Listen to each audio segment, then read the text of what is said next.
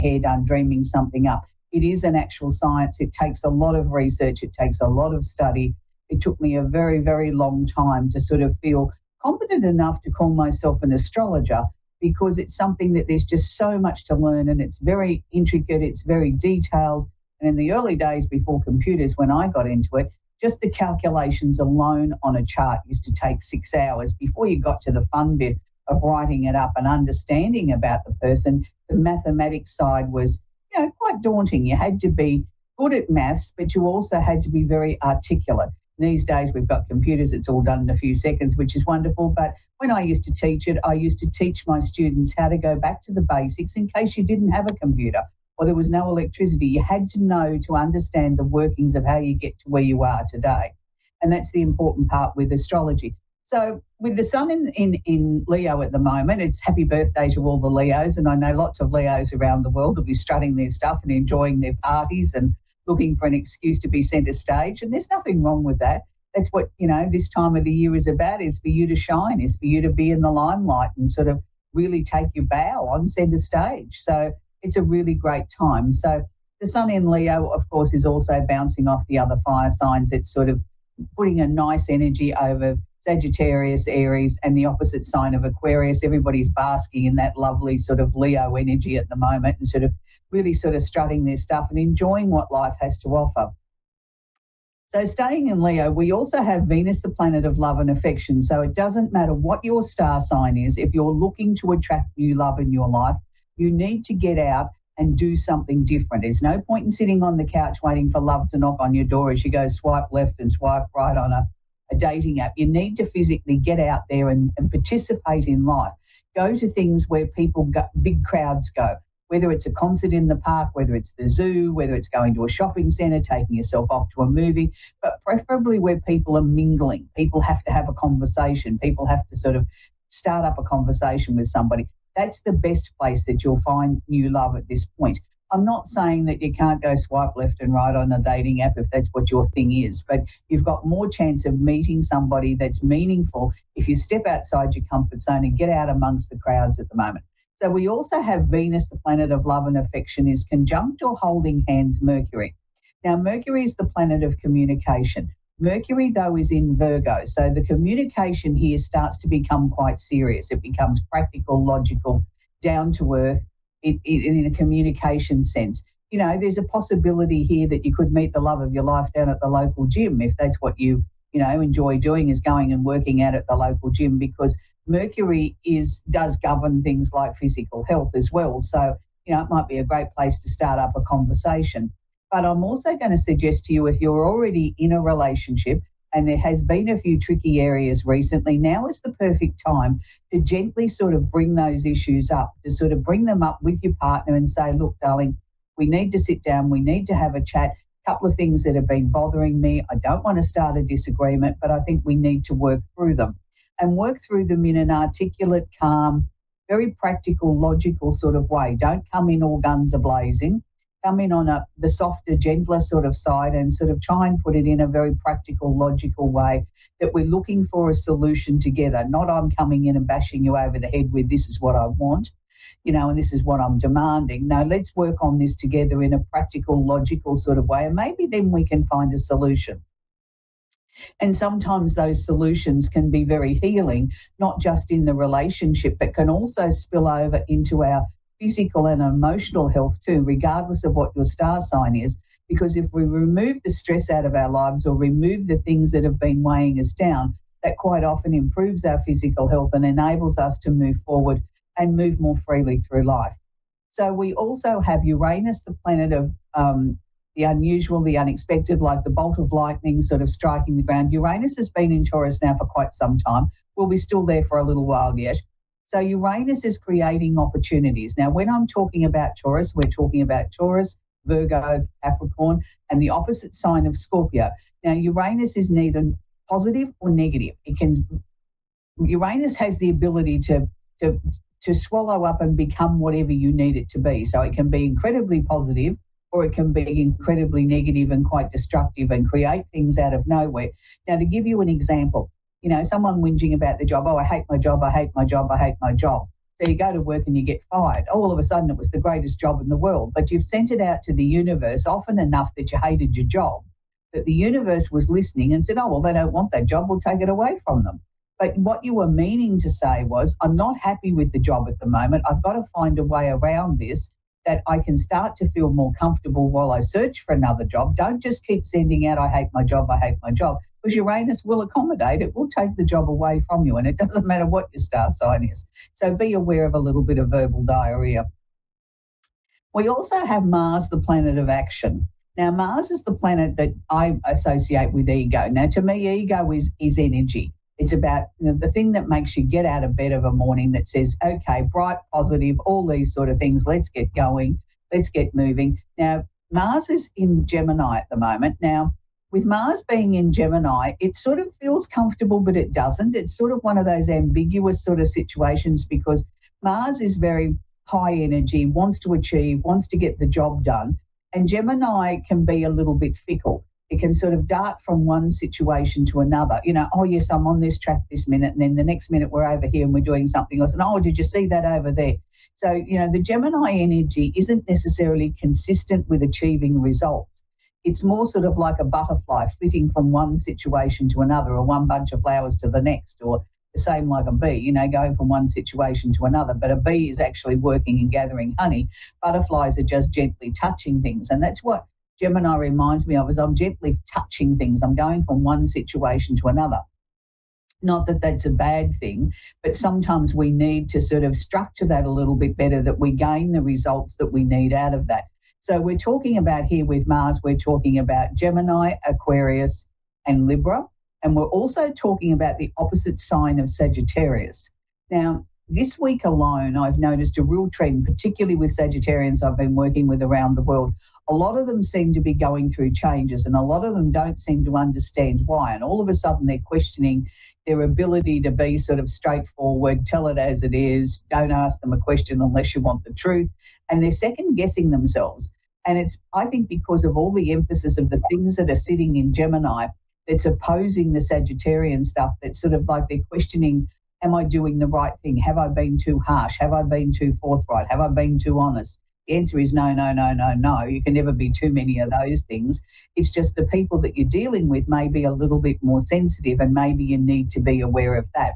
So still continuing on with Gemini, we have the moon is holding hands with Jupiter, the planet of luck and opportunity, is also holding hands, the part of fortune. Now, these are all sitting in Gemini, so they're all sort of tightly holding hands. It's like playing Ring-a-Ring-a-Rosie together. They're all together. So the moon is the emotional planet. Now, the moon will only stay here for about another 18 hours, so it's got a very short duration of how the moon influences things. But what we need to be aware of here is the moon is the catalyst or the trigger to get us up off the couch, to sort of say, okay, I need to do something more. It's time now to be sort of looking at different opportunities, different ways of doing things. Whether the emotions are triggering something positive or negative is really not the issue. It's the fact that the emotions are being triggered, and it means we're going to get up and take some action. Now, Jupiter is the planet of expansion, opportunity. Jupiter can bring excesses. So when we see Jupiter, we need to be very careful that we're not going to extreme, because, sometimes people can go to extremes. It's nice to have a piece of chocolate cake. It's not so nice to have half the chocolate cake or all the chocolate cake, because then you're going to feel sick and you're going to feel guilty and say, I shouldn't have eaten all that or whatever. But one piece is fine. So you've got to apply that same principle to whatever it is that you're trying to bring in your life, is that you only take what you need. You're not necessarily being greedy and taking it all. There's got to be some left over to share with other people, or for other people to have some good fortune as well. So Jupiter here conjunct the part of fortune is not where we find the pot of gold at the end of the rainbow. Part of fortune is an Arabian part in the chart, but it's showing us where we can shine. It's showing us where we can really, really sort of gain the most out of our lives at the moment by, really being in tune with ourselves. So again, I come back to that Gemini energy of being a little bit fickle, of darting like a butterfly from one situation to another. And there's nothing wrong with that. But at the same time, make sure that you're gathering the knowledge, you're gathering the wisdom that maybe then collectively we can put or corral in one spot and start something new. So it's really an important time if you're a Gemini, a Libra, or an Aquarian or a Sagittarian, just look at what the opportunities are around you, because there's loads and loads of opportunities there at the moment that are surrounding us. I mean, for the signs that I haven't sort of really touched on, we haven't really touched on the water signs. There is stuff going on in the water signs at the moment. We've still got Neptune and Saturn sitting in Pisces, which is still sort of flowing over to all the water signs of Cancer and Scorpio, and it's sort of starting to sort of bring more structure, but it's bringing structure to your dreams. So if you look at it in that way, you'll find then that, things are going along at a nice pace behind the scenes. There's not really any great drama or things that are sort of jumping out that you need to be aware of, and that also applies for Virgo there. So everybody's been covered this week in some form or another. It's a very exciting week astrologically, so please don't waste it. We're going to talk with Janine in Green Bay in Wisconsin. Are you there, Janine? Yes, I'm here. You have a question I can answer for you, please, Janine? So I've got a lot of things coming up in my life, and I'm just wondering if there's anything that I should be aware of. Primarily, my daughter's going to have another surgery to correct a surgery that was performed during Mercury retrograde a couple of months ago. Right. And I'm just kind of hoping that everything's going to be fine with that. All right, Janine, first thing is, by different laws in different, counties and states and places around the world, we're not technically able to cover health issues. But what I can do is look at your daughter's operation coming up on an energetic level, which doesn't, cover any sort of legal boundaries there. And I'm going to say this time she's going to be fine. Look, I personally wouldn't have gone in and had surgery under a Mercury retrograde. That's just me. But, sometimes we can't choose the time that we can have these things. Sometimes they're urgent, or sometimes it's the only time that can be performed. But this time your daughter's going in with a different attitude. She knows what to expect. She's sort of going in with an attitude, well, I'm going to come out of this, and I'm going to come out of this quickly and healthy. And it's not that she didn't go in with the right attitude last time. I think she was so sick last time that there'd been such a build-up to it that by the time she got there, she was exhausted. This time she's going in, feeling a little bit better in herself, and, there's been more nutrition going into her and all these sort of things. So she's going to come out of this one so much easier. Now, coming back to you, Mum, Janine, yes, there is definitely a lot of changes coming up in your life, particularly over the next 6 months. Now, the first thing I want to say to you is we've got to stop and we've got to breathe. I think you've been sort of going so fast that it's sort of almost like you've been gasping to catch your breath. I want to slow that down just marginally. I'm not saying there's anything wrong. I'm just saying we need to sort of take it, hour by hour, not just sort of, keep going at a frenetic pace, that we're not stopping to breathe, eat, sleep, and sort of look after yourself a little bit. Let's break it down into more manageable levels. It's interesting because I think some of the things that you've already got mapped out at the moment, that, September I'm going to do this, in October that's happening, in November that's happening, may change slightly. It's not that you're on the wrong path. It's just that I want, as you get to a situation or a change or something that's got to be implemented, look at it again with fresh eyes and make sure that it's exactly as you want it to be. Is there anything there we need to modify, we need to change, maybe need to drop? And by doing that, you'll be able to maneuver your way through the changes quickly and confidently, that you've made the best informed choices and decisions as we go along. And that's a good thing. So I want to just sort of say to you, it's time now to sort of really rely on what it is that you believe in. You're a strong person. You've had lots of things that have happened in your life that other people would have keeled over from and said, it's all too hard and I can't do this. And you've kept going, haven't you, Janine? And that's is good, that you've been able to come through the other side like you did. And now I think you've got to take a little bit of a bow and sort of, give yourself a packet of gold stars and say, I really have achieved a lot of things. So, moving forward, we need to keep on the same trajectory. Is there a chance of a move of residence coming up, Janine? We've been discussing it. Recently, I moved to Wisconsin a couple of years ago, but now I'm thinking about moving back closer to my kids.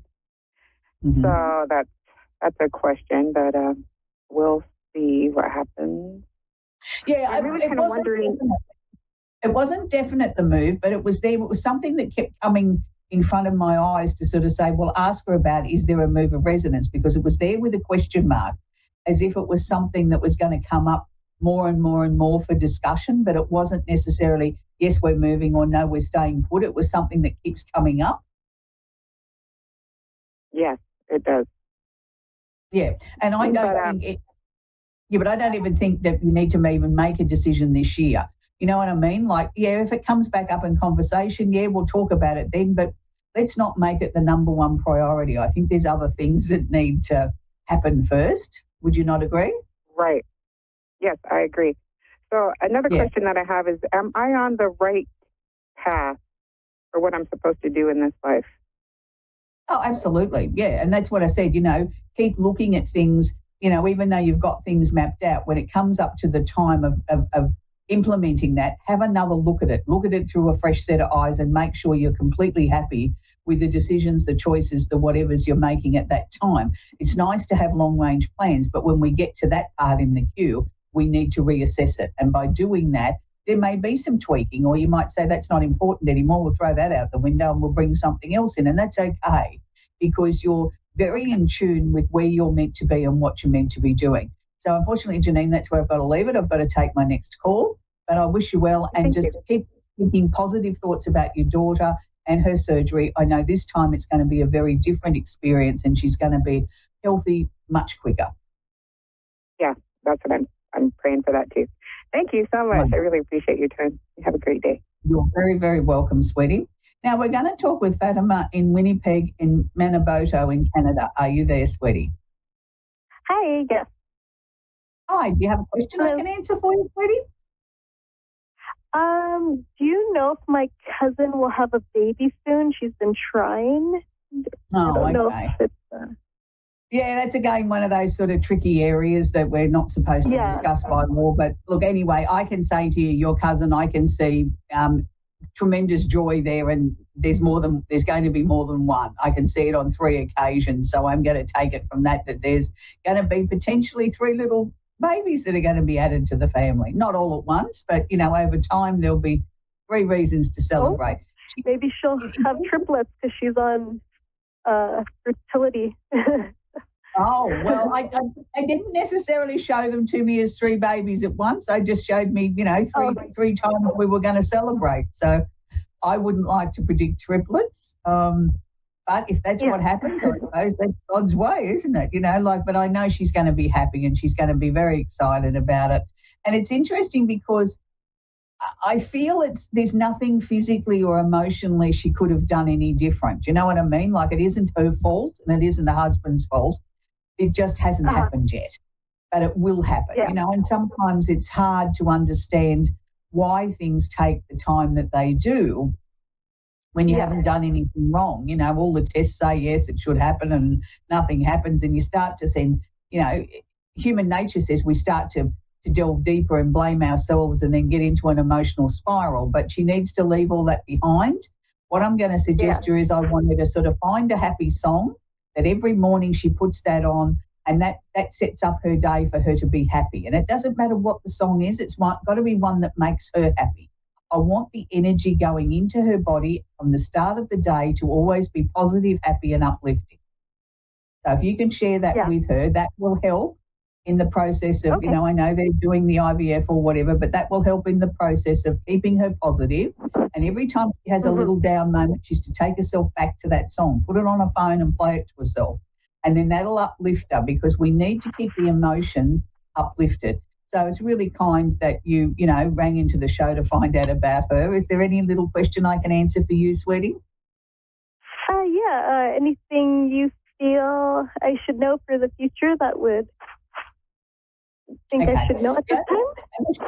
That was showing me around you as you're in a cycle now where there's a lot of change going on. So has there been a lot of change going on this year that you sort of, at the beginning of the year you thought it was going to be quite a humdrum sort of, not a boring year but predictable year, and then all of a sudden things have happened out of nowhere and you've had to change course? Because they're still showing me there's a couple of changes yet to come up that, are not necessarily negative but are positive. And one of those is going to be some changes with your job. And I'm not necessarily saying change of company. Is there potentially maybe another position that they could put you into? Well, I work for myself, so. Okay. Is there something you're trying to bring in there for yourself, in the business? Is there something you've been working on that you've been slowly working towards trying to bring in? Yeah. Yeah, well, they're saying to me from about October onwards seems to be when that's at its strongest. If you keep working towards it, slowly but surely, and believe in what you're doing, it will all sort of happen. But I feel 2025 is more when the business takes off and grows really fast, that you need to make sure that we've got a very, very rock solid foundation underneath it. So use this, it's not a quiet time, but this quieter period of time to make sure that all your foundations underneath the business are very solid, that, if we got a rapid growth spurt, that you could handle it. What would be your backup plan? Would you need to get somebody in to help you? All these things need to be formulated, even if it's only in your mind, that you know what you do, that, it'll become automatic. Like something happens, oh, bang, well, we'll put plan A into place or plan B or whatever the case may be. And that's why I want you to get ready for that. So it's a really positive time. And I also sort of feel in October, there may also be something else that's going to cross your path that you'll look at implementing into the business, maybe not in October, but a little bit further down the track, that's also worthy of looking at as well. There's it's a really exciting period because, let's just use this as an example. You sell apples and you're very comfortable selling apples. You sell half a dozen different types of apples, and all of a sudden someone comes along and says to you, have you thought about oranges? And you think, no, not really. I'm an apple person. Well, it's like, think outside the square a little bit, because there's things that are going to be presented to you that I don't want you to just automatically dismiss and say no.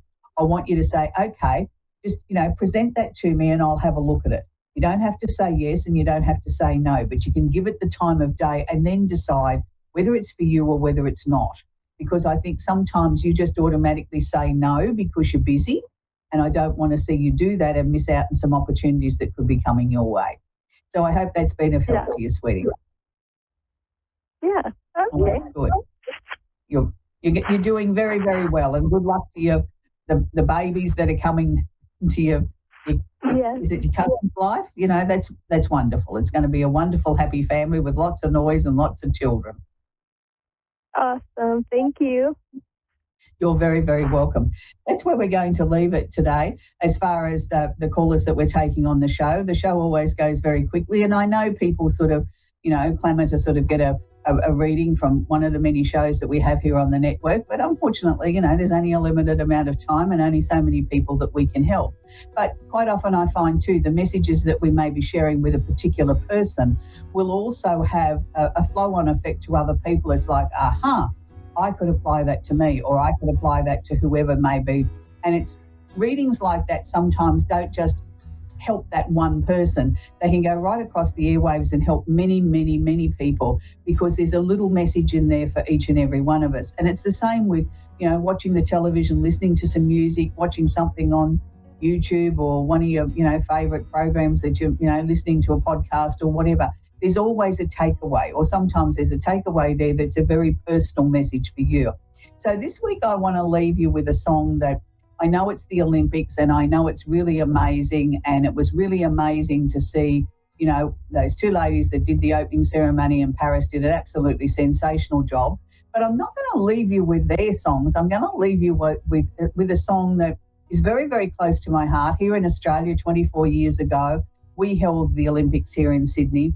And from our opening ceremony, we had a beautiful song that was sung by the one and only, or two people, was Olivia Newton-John and John Farnham, and they sang a song called Dare to Dream. Now, Olivia's no longer with us. John's, come through his health scare and come out the other side, but it's still a very beautiful, motivational song, and I think it will go down in history, particularly Olympic history, as one of the most beautiful opening songs of an opening ceremony. So it's called Dare to Dream by Olivia Newton-John and John Farnham. So until next week, enjoy the Olympics, enjoy watching your country, strive for gold. And if they don't win all the gold medals, it's okay, because their country has done you proud. And we look forward to sort of seeing the amazing results from all our athletes around the world. Bye for now.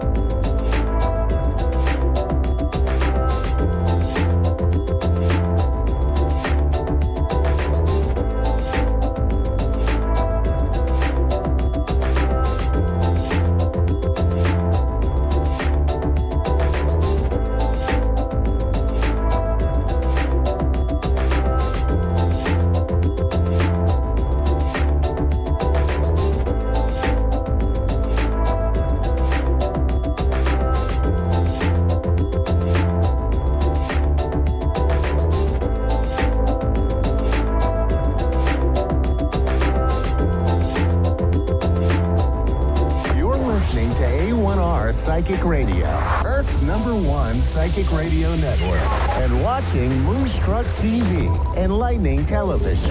Welcome. Time for Spiritual Connections with Psychic Medium Cindy. Psychic Medium Cindy. Live from Facebook.com/Psychic Cindy. Connect direct. In North America, dial 888-454-2751. In London, 20-3519-2158. In Sydney, dial 02-8488-3147. Or online, contact us through our Facebook page, Facebook.com/Psychic Radio. Or one of our websites, AskOneRadio.com or Moonstruck.tv. This is Spiritual Connection on A1R, the Ask One Radio Network.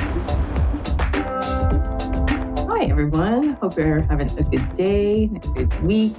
Things might be feeling a little wonky the last week or so with all these retrogrades going on in the, in the astrology of the universe. But not to worry, things are going to get better. We've kind of known, I think, certainly the astrologers have known for the whole year that August was going to be a little on the wonky side when it comes to, maybe you make plans, nothing seems to be working, or, you just can't, time seems to be an issue, I know for myself lately.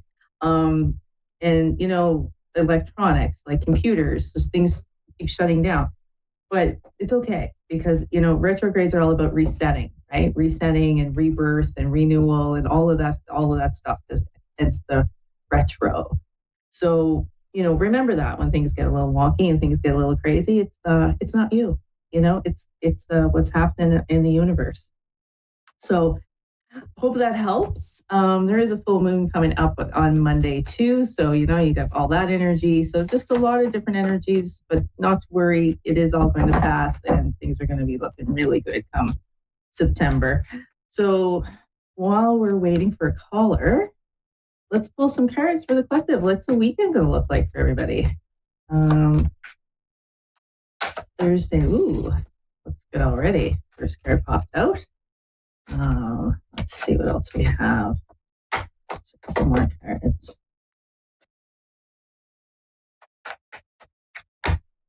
Lying out. Okay, interesting. All right, so the first card that flew out of the deck is the beautiful Ace of Cups. And the Ace of Cups is all about new beginnings and new opportunities and just, new relationships, new love. And this can be like a love relationship. This can be a new friend that's coming into your life. This could be, a new job, a new opportunity, whatever's coming in, there is definitely something coming in. And it's definitely worth celebrating with this Three of Cups, right? That flew out right next to it, where we have abundance and friendship and celebration. So, whatever is coming in for you, you have to always remember to not just celebrate the big things, but celebrate the small things too. I do have the hanged one that came in, and she came in reverse, which is always interesting because when I have the hanged one, I always think of looking at things from a different perspective. So when she comes in reverse, I'm thinking, I think maybe you're seeing things exactly the way you're supposed to, which is why this Ace of Cups is coming in for you, because you actually are having some clarity. Just because there's a retrograde doesn't mean that you've lost clarity. That's more about just kind of wonky things happening around us. But let's pull one more card. Let's just see what we can come up with when it comes to what's going on with this hanged one. Okay, interesting. So like I said, normally I would see the hanged one as looking at things from a different perspective. But in this particular case, because she is upside down, the next card I pulled was the Four of Swords, which is all about rest and rejuvenate. So I would say you're feeling, some of you out there, because this is a collective reading, some of you out there might be feeling a little stuck. And that's okay. So, just rest and replenish and rejuvenate, hence the retrograde. And I think you'll feel unstuck probably in after the weekend and start, things will start moving for you. So yeah, sounds good. Really good. Looks really good. So I hope that helps. And I hope everybody has a good weekend. Right now we're looking as we have Brandy in York, Pennsylvania. Hi, Brandy. Hello, how are you? Good. How are you doing? I'm doing good. Good. What can I do for you this evening? Just looking for some direction, having some issues in my marriage and just trying to see if anything stands out or any information. Okay, sounds good. Let's start with just something sort of like, I'll just do kind of a general little situation spread, and then we'll get a little bit deeper into what's going on with your relationship or what the future looks like for your relationship. How's that sound? Sure, sounds good. Okay.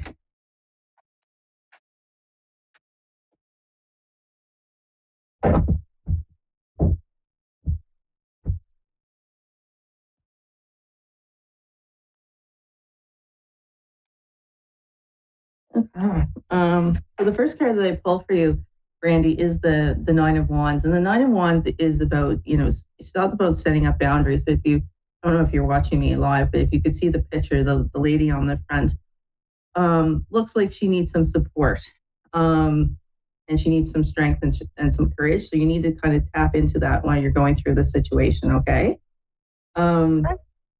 Your challenge is the Three of Pentacles, which is interesting. So, and the Three of Pentacles is all about usually like entrepreneurship, business, money, stuff like that. So I don't know if that's kind of what's kind of the problem. Maybe one of the problems in your marriage is around money, or just abundance in general. So when it comes to guidance, which is, you have the Queen of Pentacles, which is a beautiful card. The Queen of Pentacles is all about, loyal. She's loyal. She's charming. She's abundant. She can bring everything in that she wants to bring in. But she's also, because I'm a medium, I have a tendency to look at that card in the guidance situation is that there's somebody on the other side that's watching you and taking care of you. And I would believe it would be a feminine person. So be a mother, grandmother, aunt, friend, somebody on the other side that's there to give you guidance for this, which is really beautiful. For your focus, you have the Mother Star, which is an interesting card because it's unique to this deck, and it is an extremely powerful card in the sense that it is telling you that you can co-create and do anything that you want in your life. You have the ability to create your abundance. You have all the strength and the wisdom and everything you need to do whatever you need to do in this situation, right? But the outcome is the Five of Swords, which is about upheaval and conflict, and not the most positive card, but not necessarily the negative card, because if the spirit world wants you to move on, they're going to make you move on no matter what you do, But let's look a little deeper and see what the future looks like.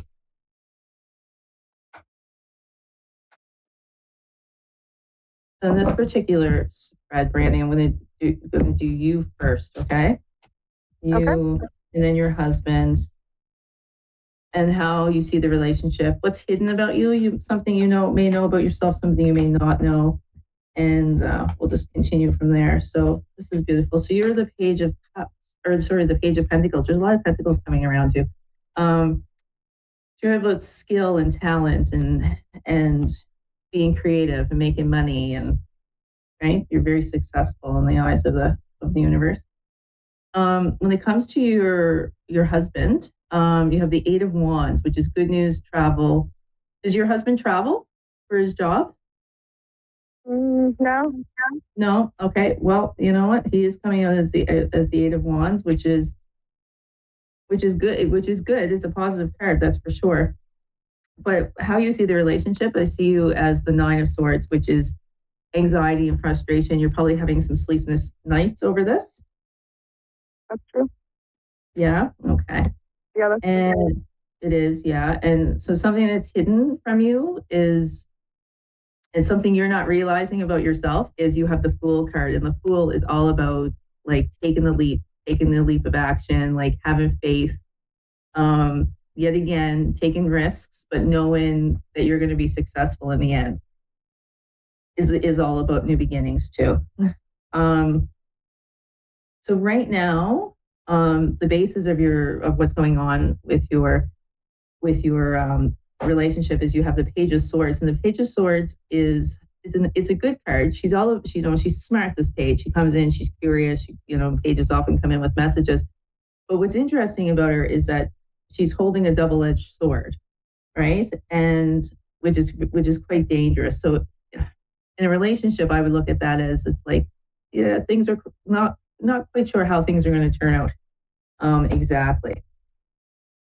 But you do have the Six of Wands, which has come out in reverse for the future. So I just want to clarify that card. Overall, the universe, you have the Seven of Wands, which is challenge and courage. So you're definitely going through challenges. The universe is definitely recognizing that you are. Definitely trying to give you the courage, all the courage that you need to get through this. And I just want to clarify that Six of Wands. And just the Creator card came out too. You seem to be personally, Brandy, like quite a master manifester. I don't know if you realize that. You realize that you have the ability to manifest anything that you want. You do have the Eight of Swords that has come out as the future, which is all about anxiety and feeling trapped and frustrated. But I want you to know that you are not. I'm going to do the same spread again. I'm going to do it the opposite way. But if I was going to, everybody has free will. So it's going to all be about, actually, I'm probably not going to have time to do that, but it's all about free will, right? So you could stay in this marriage and try to work it out. It may work out okay. But if you decide to leave, I can tell you that, it's going to be frustrating, and, you're going to have some doubts. But by the looks of the powerful cards that you have in this, like in the second spread, you're going to do just fine. You're going to do just fine. So I would focus, if I were you, I would focus on yourself and your happiness and what is going to make you happy, and know that the universe has got your back, like big time. There you go again. You got the Queen of Pentacles again. So there's definitely somebody on the other side I would reach out to, ask them to guide you and give you guidance. But I will guarantee you, Brandy, that no matter what if you leave, you will be successful. If you stay, it might be a little bit frustrating, but that is completely up to you. I hope that helped you. Yes, definitely helped. Okay, good. All right. Well, take care. I wish you all the best of luck. I know that you are going to do great. I just want to thank everybody for joining me tonight. It's been great being here. If you don't catch me next week, you can sometimes catch me on live on my Facebook page, where I also do free readings. So, and that is at Spirit Connections with Cindy. So everybody have a great weekend and happy full moon on Monday. And I will see you guys all next week. Have a great night.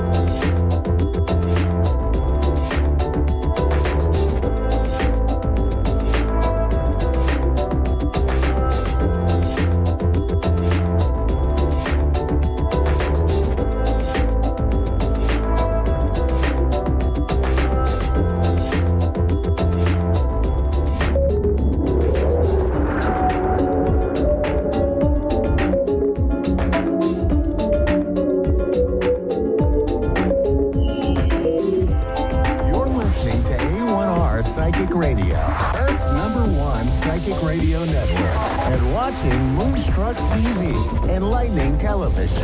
Welcome. Time for Medicine for Your Spirit with Raylene Byrne. Raylene Byrne. Live from RayleneByrne.com. Connect direct. In North America, dial 888-454-2751. In London, 20-3519-2158. In Sydney, dial 02-8488-3147. Or online, contact us through our Facebook page, facebook.com/Psychic Radio. Or one of our websites, AskOneRadio.com or Moonstruck.tv. This is Medicine for Your Spirit on A1R, the Ask One Radio Network. Hello, beautiful, beautiful souls. This is Raylene Byrne, Medicine for Your Spirit. We are right in it right now with this beautiful month of August. So I just want to set you up with a bit of info. I've decided today, instead of taking a call, I'm going to do a collective 4-element read for this new moon. So this particular month of August, you're all probably aware of it, but this is what I keep seeing, is the start of this month we had a full moon in Aquarius, and Aquarius is an air sign, but it's a water carrier. And at the end of this month, we have a full moon in Pisces, which is another water sign. And this month of Leo is very fiery. It's all about our inner sun, it's our direction, it's our solar plexus, it's fiery. So I keep getting this message, and I've been getting it all this month, that it's like the fire is boiling the water, and the water represents our emotions. It's boiling them, and all our waters are being boiled. And what's happening is it's creating this steam, and the steam is doing this really big, deep clean within all of us. It's like getting into the cracks and the crevices of where we've pushed and crushed and really squashed, basically, old emotional stuff, old things that we don't want to deal with. And it's like the steam cleaning that's going on right now for everyone is loosening things up, and it's coming up to the surface. And it was very interesting because, well, we've had this big fire in Maui, bless those people there, and people were jumping into the ocean. We've had 4 people, I think, off Bali who were lost at sea, and they were found. It's like watery events. I think we've got a few more coming. But I was talking to a friend recently, and she said, "Oh my God, Rails, what's going on?" She said, "I can't stop crying. I'm so emotional." And I explained to her, sort of what the energy of this month is, what it's doing to us energetically and the healing it's offering. And she said, "Oh my God," she said, she lives with her parents-in-law. She said, "My mother-in-law flooded my garden the other day, and a colleague she works with, their hot water system blew up and flooded a part of their apartment." And she went, "Oh my God, now I understand. It's stuff coming to the surface." So why I decided to do this is because I got told in my everyday life on Monday in the morning, when I do my meditation, I had to offer 4 card readings on the elements, earth, air, fire, and water, to help support people with all this cuckoo that's going on. And I thought, okay, I'll do 15. 15's enough. That's plenty of time. I don't want to let it consume my life. And I got inundated. I got smashed with requests. So I sat down and I spoke again to the divine director who told me, "You need to offer this." And I heard these words, and they were so clear. And all they were was, "You were asked to do 4 card readings." That's it. And I realized our human self gets in the way so often and blocks the flow of what's trying to come through us. So I surrendered. I went, all right, however many come, I'll do this. I got smashed. I can tell you every day until today, I have been back to back with 4 card readings for people. So all about this new moon and things to help them. It was quite funny. So, and I really understood in that time how in that flow, when I surrendered and just let it be, the gifts and the epiphanies and the awarenesses that were meant for me came through. And that whole thing around blocking myself, "Oh, that's enough, that's enough." That is, it's a human thing, that's enough, where really I'm in service. So that's why I decided today I'll offer a collective 4-card read for this new moon energy, because we are at a critical time. So here we go. This is for the collective, for all the beautiful people tuning into Moonstruck and the Air Psychic Radio. This is our new moon message, thoughts, understandings, whatever it is. So the earth element is where we're at collectively. The water element is what we need to release collectively, emotionally, maybe, or not. The fire element is an action we could all take. And the air element is the expansion, what we're moving into or what we could call towards us. So the first one here is self-esteem. Oh my God, you have no idea. 95% of these readings I've done have had this, self-esteem. And this is about our sense of value. Solar plexus, Leo energy, clearing, purging. So this is about stopping letting others around us define who we are. This is about increasing our own level of self-value. Self-value starts with this. Today I value myself and all that I am. So we stop worrying about what others think, what they feel and what they expect of us, and we start to grow ourselves. That's the first one. That's your earth. We're all working with this new level of value. The emotion, that the watery one, is truth. Standing in our own truth, releasing anything that is not your truth anymore. Somebody else's truth is not your truth. So we start to reflect on what's running us at the moment, and then whatever is not true for us, we have to start letting it go. That's the release of the water. The fire is miracles. Oh my God, I love this. You know, Wayne Dyer said it a long time ago. I think he wrote a book on it. Miracles are just a change in perception. So wondrous things start flowing to us and from us and through us when we start shifting our perceptions. So the fire, the action energy for this month, or for this new moon time anyway, is to start looking at what perceptions we need to shift, what perceptions are holding us in place. Example, I'm only going to do 15 of these things because that's enough. That was my perception. And when I surrendered, miracles came. Absolute miracles. And the support for others was profound. The feedback that's come through has been incredible. So, pardon me, start looking at what needs to shift in your life, what perceptions. That's the fire. Bring awareness to it, move it, open up into a higher perception, let miracles start flowing. The outcome, the air, the expansiveness is, look at this. Even though the word says protection, I really don't like the word protection because it implies that there is something more powerful than me in the world. But this really, the message of this is standing in our own light. As we go forward in the rest of this moon time, of this month of August, we're really being asked to stand in our own light. Standing in our own light is our protection. It is our force field. So a beautiful way of doing it is every morning when you wake up, you stand up somewhere, you look outside, you take a breath in, and you say, today I stand in my light. And you take another couple of breaths and then just go on about your day. So this is for the collective. We're looking at where our self-esteem at the moment, and we have to upgrade that. We've got to release anything that's not our truth, bit by bit. That's the emotion, that's the water.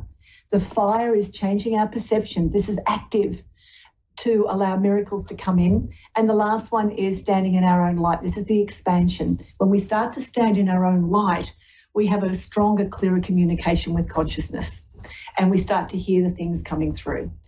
So that's the collective new moon read. I hope that is helpful, beneficial. There could be a pearl of wisdom in there for you.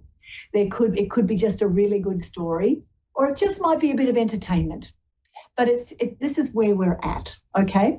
So I just want to come back to the self-esteem one, because as I said, 95% of the 4-card readings I did, and there was over 70 of them, this came up. Self-esteem. We are all going through a massive shift in our true nature. So this is really asking us to address how we respect ourselves, how we treat ourselves, how we speak to ourselves, how we allow others to treat us and speak to us. If we play small, if we shut down in order to be safe or to please others, that's not working on our true sense of self. Now, I have had these beautiful moments in my journey when I sit with consciousness, and sometimes the information I get is quite profound, and consciousness has shown me how it sees each of us. And it doesn't see us as these I am enough beings. It sees us as these expansive beings of light, these glorious beings of light. This is what we're trying to remember. And this is what helps us when we have really healthy self-worth, self-esteem, self-value. We start to operate from that level and we start to become a little bit more unaffected by what other people's perceptions or thoughts or expectations of us are. So because this has come up for so many, I think it's something for the collective to focus on. And one of my big understandings is whatever we do for ourselves, we do for the collective. So when we're working on ourselves, we are adding that into the collective, which is something for others to tap into. And often when we're clearing, which is what a lot of us going through in this month with this steam cleaning, as we're cleaning and emotions and things are coming up, what we need to remember is we are clearing it for the collective as well. So it's a beautiful responsibility. It's a beautiful honor to be in this space of knowing ourselves, because we are actually adding that to the collective. When everyone's ready to tap in, there's something there for them that is being done for them. So if you understand this, whatever you're doing for yourself, you're doing for the collective. It is such a gift to be able to have the presence to do this. And the offering that comes from us supports so many others, even if they don't know it yet. So standing in our light, which is what we're all trying to move more towards, every time we choose to stand in our light, that effect, that ripple effect into the collective is offering so much light for others and so much hope and so much inspiration.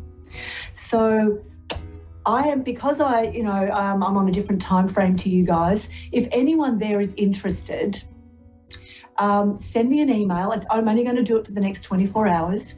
Raylene Byrne, admin@rayleneburn.com. And I will do a 10-minute 4-card element reading for you for this new moon. It does cost $20. So if you're interested, let me know and I can give you my bank details. It's about 12 minutes of all about you and those elements and how they affect you. So please come and visit me on my website at rayleneburn.com. See what juicy little things are there for you. There's lots of free stuff there. And remember, every day you are the medicine for your spirit. You have the answers. You have the wisdom. We've just got to learn how to tap in and find it. Thank you so much for letting me share. Blessings. Have a wonderful next week. And I'll look forward to seeing you all soon.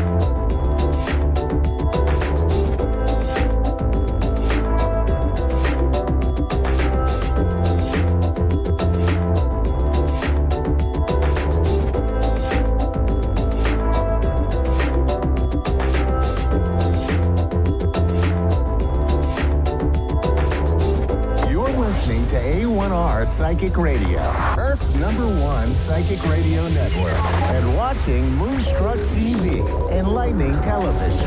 Welcome. Time for Sessions with Spirit with Gene Rose. Live from Facebook.com/Tarot Readings by Gene Rose. Connect direct. In North America, dial 888-454-2751. In London, 20-3519-2158. In Sydney, dial 02-8488-3147. Or online, contact us through our Facebook page, Facebook.com/Psychic Radio. Or one of our websites, AskOneRadio.com or Moonstruck.tv. This is Sessions with Spirit on A1R, the Ask One Radio Network. Hello, love, and welcome to another episode of Sessions of Spirit. I am your host, Jean Rose. I am so happy to be with you all this evening, or perhaps even daytime or morning, depending on where you are in the world. Welcome in. I hope you grab a beverage and sit and join me. Yes, I was going to say coffee, but I realized that most people, do not drink coffee at night like I do. Well, I'm just saying, I don't mean to step off frame, but your girl might have some Starbucks. I might. We're starting the night off right. Right? That might be the New Yorker in me, though. I'm just saying. So, my loves, tonight we'll be taking 2 live callers, 2 people in which I have no idea who they are, where they're from, what they would like a reading on, as well as 2 beautiful readings for 2 of my followers. Yes. Also, I want to give a shout out to my Stiggies. I know they're watching. Yes. And I just want to say hello to all of them. Guys, if you are not following me yet on TikTok, I don't know what you are doing with your life. Oh my goodness. Find me at Mrs._Stiggy. Yes. And I just want to correct a typo real quick on the bottom. It says visit your girl. The Facebook page is actually Tarot Readings by Jean Rose, not with. So just want to correct that at the beginning. I might be mentioning it here and there. I know there have been quite a few of you that have been trying to find me and have been unfortunately unable. I promise you, your girl is here. Yes. So let's get started. So we're going to begin with Jen from New Hampshire. Yes. She had requested a love reading. So I can't wait to get that started for her. We're going to see what the cards say for her, you know? So let's get boogie. I just got it. Oh my God. Is that a disco word, boogieing? Might be. Oops. Full salon. Oh, thank you. So, yes. Oh, we got a leap card. Oh, okay. So, Jen, balance is definitely required in this situation, for sure. Okay. I feel as though you're going to have unexpected success. However, it is only going to happen after you heal. Allow yourself that time and space to basically be alone. You know, this is going to be really important. The second card is the Ace of Wands. So first being the Ace of Swords, unexpected success. Love will find you. You will not find it. And then your third card was the beautiful Eight of Pentacles. That card is all about direction. It's also about manifestations and things coming to fruition. Things will happen when they're meant to. Try not to rush them and try not to force them. But most of all, remember that you're worth it. Okay? Guys, let's take our first caller. Let's begin with Jody. Yes, my love. Hello, how are you? Hi, I'm fine. I'm great. How are you? I'm doing great, love. It's so nice to speak to you. Yeah. What would you like a reading on tonight? Just general, please. General, absolutely. How's the weather been where you are? Well, it's on and off. It's like sunny 1 minute, raining the next. It's been raining today. You wouldn't think it was summer over here. You know what? I detest when it is so unpredictable like that. I'm from the States. Yeah, and where I am, it is very unpredictable.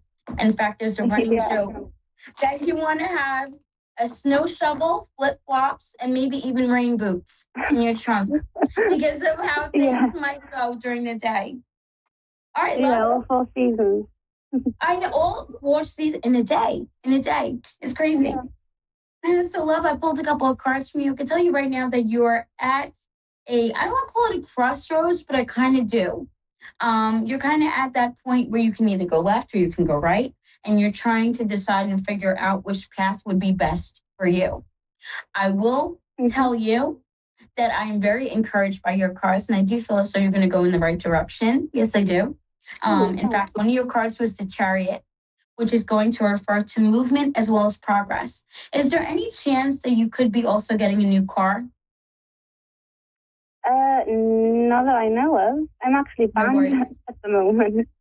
Okay, no, I like to ask because the chariot can also refer to an actual vehicle. So I like to always ask, because if you are, then that is definitely your confirmation that things are going to happen. If not, and that doesn't resonate, then it just refers to movement and progress. So definitely moving, like I said before, in the right direction and having things ultimately go your way. I would encourage you not to be distracted and also do not procrastinate. One of the other cards I pulled for you was the Magician. And he is all about those two energies. So not being distracted, not procrastinating. Also, I pulled a clarification card, which just would be an extra card to add a little advantage and explain a little bit more about that Magician. It was the Seven of Swords, which is going to refer to self-sabotage. So stepping away from those energies or those behaviors or patterns that you normally would do that would keep you on that hamster wheel. You know what I'm saying? Yeah. Yeah, absolutely. Yeah, if there's anything on the table that you need to decide, definitely decide not to. Another one of your cards was the Empress. Yeah. So any decisions that are at the forefront of things, chalk it up to deciding not to decide. However, don't procrastinate too long because remember, we don't want to give that Magician any power.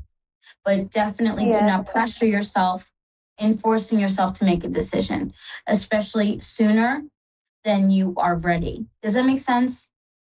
Yeah, absolutely. Wow, thank you. Oh, you're so welcome. It was my pleasure, my love. So nice to speak to you. Oh, you're very welcome, Jody. You have a wonderful night, my love. And you, take care. You too. Bye-bye, love. Oh, what a sweetheart. She was absolutely fantastic, guys. Yes. The second reading we're going to do is for my Pookie. Hello, Pookie. Love, this one is for you. She requested a reading on finance. Yes, she did. So we're going to be pulling a couple of cards for her as well while or before we take our next caller. And like I said, we're just going to do a couple of cards for her on finance, see what the cards say and can tell her about her financial life. Oh, I love when they shuffle like that. Ooh, yes. Love, teamwork makes the dream work. I know right now things are a bit tough. However, you did get the Fool. The Fool is going to be a beautiful card about moving in a new and different direction. It is all about new job, new focus, new direction, new path, just all things new. Do I feel as though things are going to be getting easier? Yes, I do, because your first card that we start with is the Three of Pentacles. Remember, Pentacles is from the money and materials suit. I just pulled an extra card. It was the Queen of Wands. That card, as you guys know, is my favorite as I have it tattooed on my hand. It represents being a warrior and being able to handle every brick that is thrown at you and being able to use it to build the foundation that you stand on. So even if things are a little, kind of weary right now or just uncertain, try not to stay in that space and know and understand that things in the end are going to pan out. They're definitely going to work out for you. You also did receive the Chariot, as well as I just pulled an extra card and was the Six of Pentacles. That card is going to refer to money coming in a time of need. I think things are going to ease up for sure.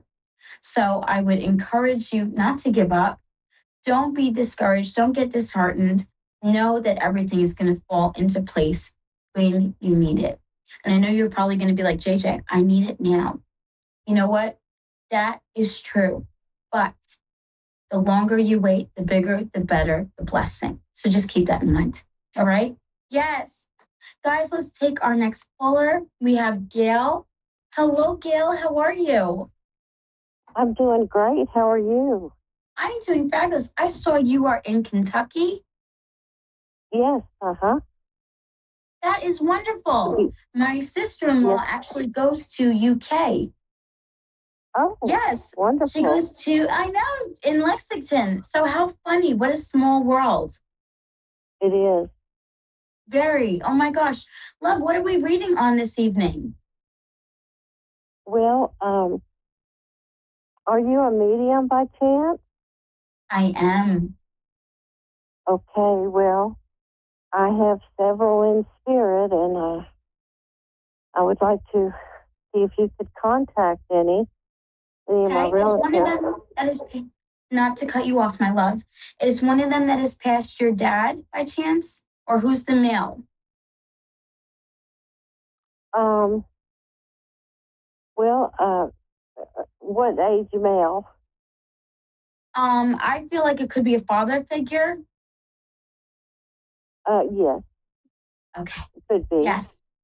Did you also have a younger male that passed though? Yes. Okay. Is that your son?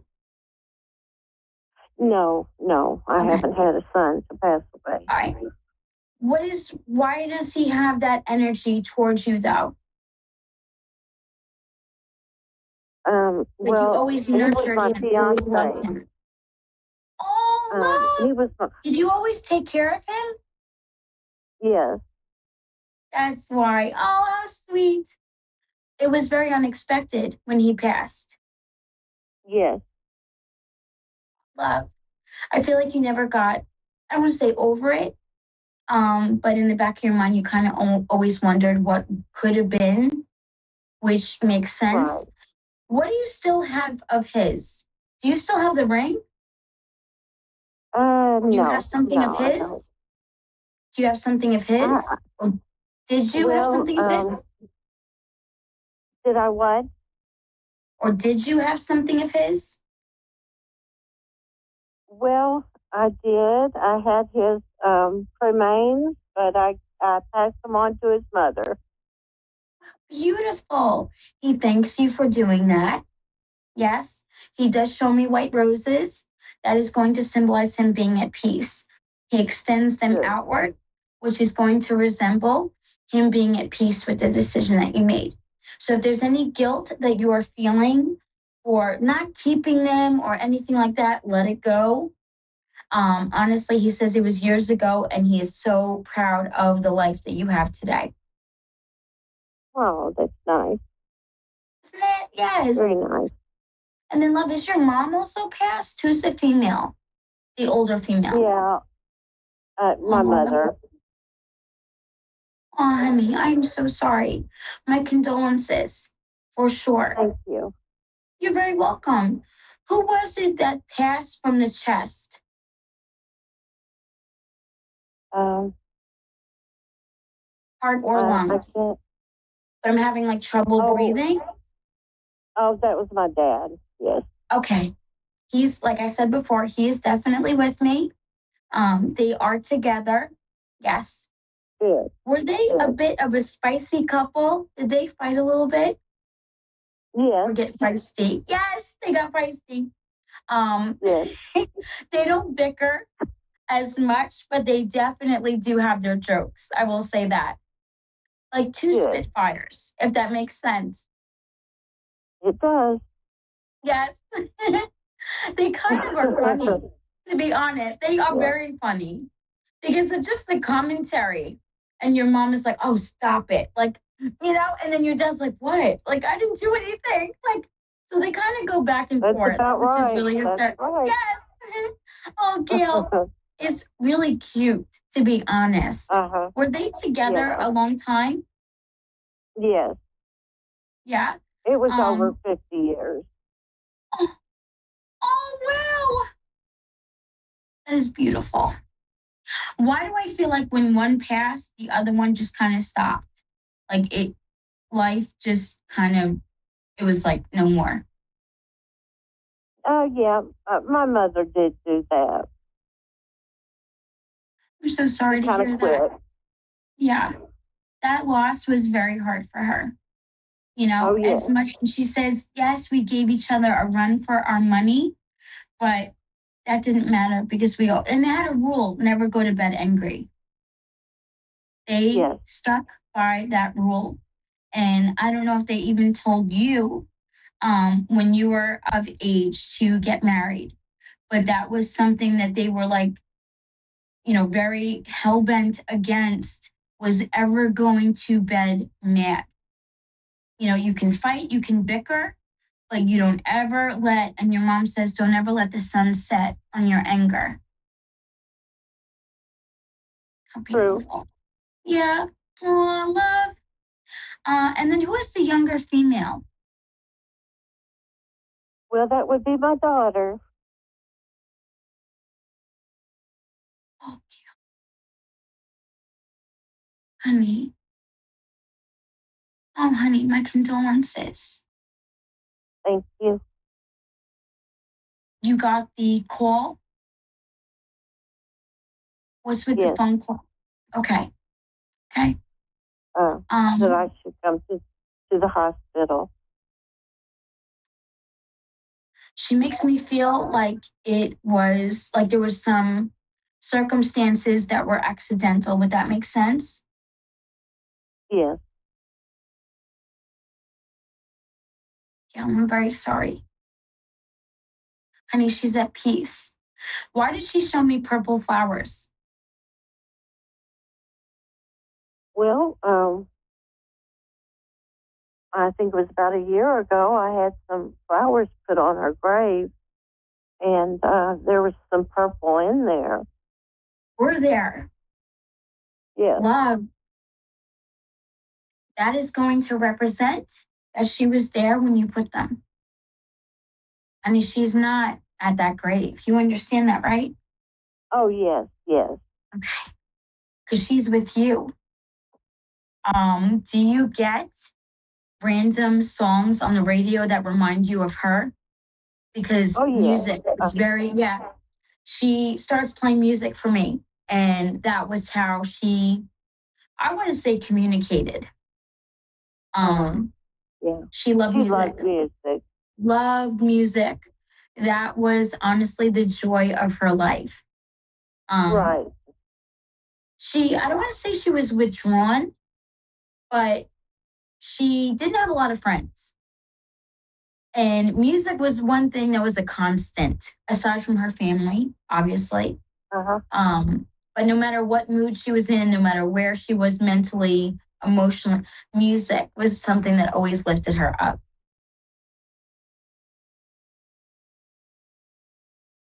Always lifted her up. Yes. Oh, love. She wants you to know that she's at peace. Good, good. She is. Did you question if there was like suffering involved, or she was in pain? Because she keeps saying, tell my mom I'm okay, that it was okay. I didn't hurt. It didn't hurt. Good. Good. It didn't hurt. So she wants to make that crystal clear to you. In fact, she shows me you, and you're kind of going through the motions of what you think happened. And she is just like, JJ, please tell her, don't stop assuming. Stop assuming. It didn't go the way that it went in your head. Does that make sense? Yes. Okay. What you kind of have it played out to be is way, way more than what it was. And she wants you to know that. She wants you to know, and she calls it peaceful. It was peaceful. There wasn't fear. There wasn't like that moment. She didn't have that, love. She didn't have that. Okay. Yes. And I want to say also that your parents greeted her. So she wasn't alone. Okay. Yeah. Mm-hmm. Who is the other male, love? Is that a grandfather? It could have been my Uncle Cecil. Okay. Oh. He was a tall Yeah, thin very man. tall. Very tall. Yes. Kind of like a family man, but a bit of a loner. Yeah, a bit of a loner, had a bit of a reputation in the family, which I kind of adore actually, because he was a Spitfire himself. Very strong energies in the family, which I love. I think that's really beautiful when you have somebody who is just so strong and very independent as well. Right. Love, he wants you to know that he's at peace as well. Good. The family is together. So if that's something that you worried about, they are together. Yes, I did worry about it. There was some estrangement in the family. That did not last. As they passed, all peace was made. Good. Yeah. A lot of what we go through in the physical realm disappears when we enter into the spiritual. Anger, resentment, all of that goes away. Pain, whether it be emotional or even physical, that all dissipates. Think of that version of perfection, of nirvana, even. That's what they're living. But they each show me that they try to give you signs, especially your daughter. So next time you hear that song on the radio that reminds you of her, just know it's her giving you that sign. Okay. Oh, Gail. I sure will. Oh, love. This has been absolutely beautiful. I would love if you would keep in touch with me and give me an update, because I don't know, I adore you and I adore your loved ones. It has been such a joy channeling them. Love, you can give me a follow on Facebook at Tarot Readings by Jean Rose. Just shoot me a message and I promise you that you and I will keep in touch. Okay, thank you so much. You are so welcome, love. You have a wonderful night. You too. Oh, Gail, thank you so much. Bye-bye. Bye-bye. That was amazing and unexpected. I don't like to get emotional during readings, but being an empath, sometimes I just can't help it. The tears just come. They do. Guys, I want to thank you all so much for joining me this evening. Things definitely went fast tonight. We definitely had a blast. And as you know, time flies when you're having fun.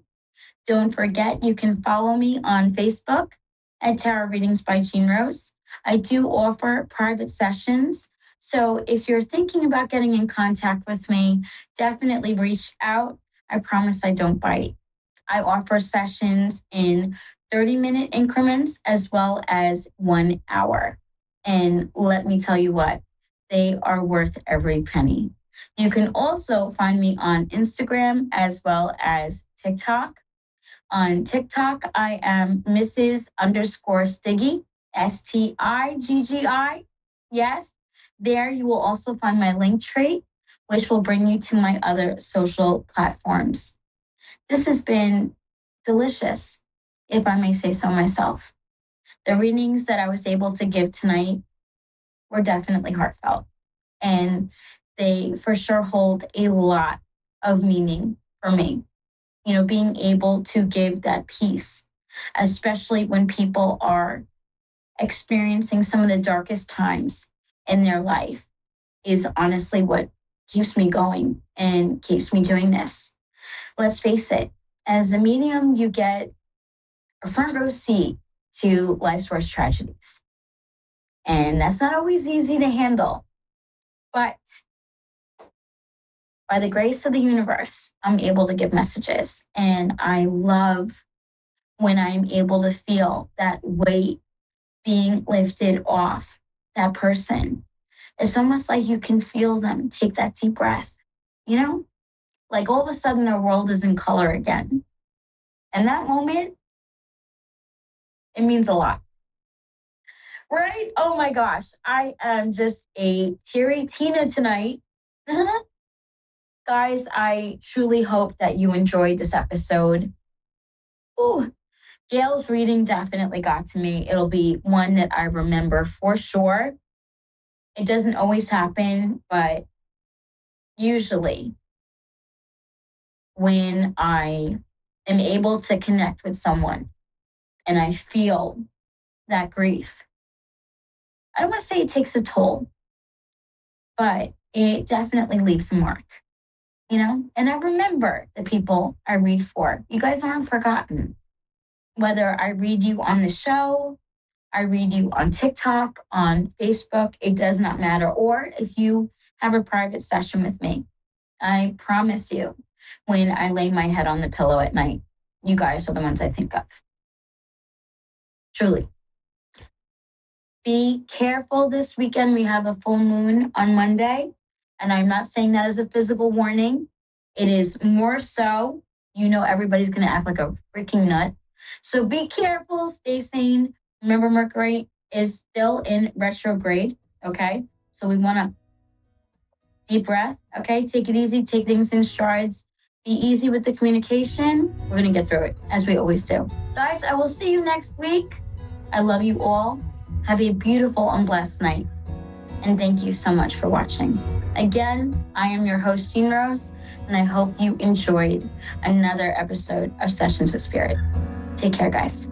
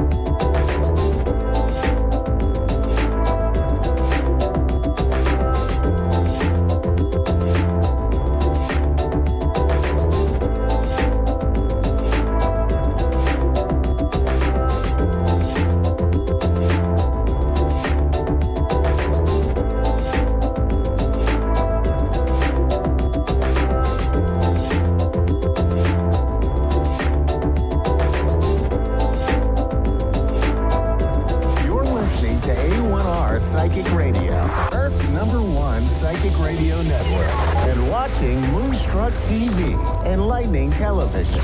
Welcome. Time for Mystical Empowerment Time with Deb Bullion.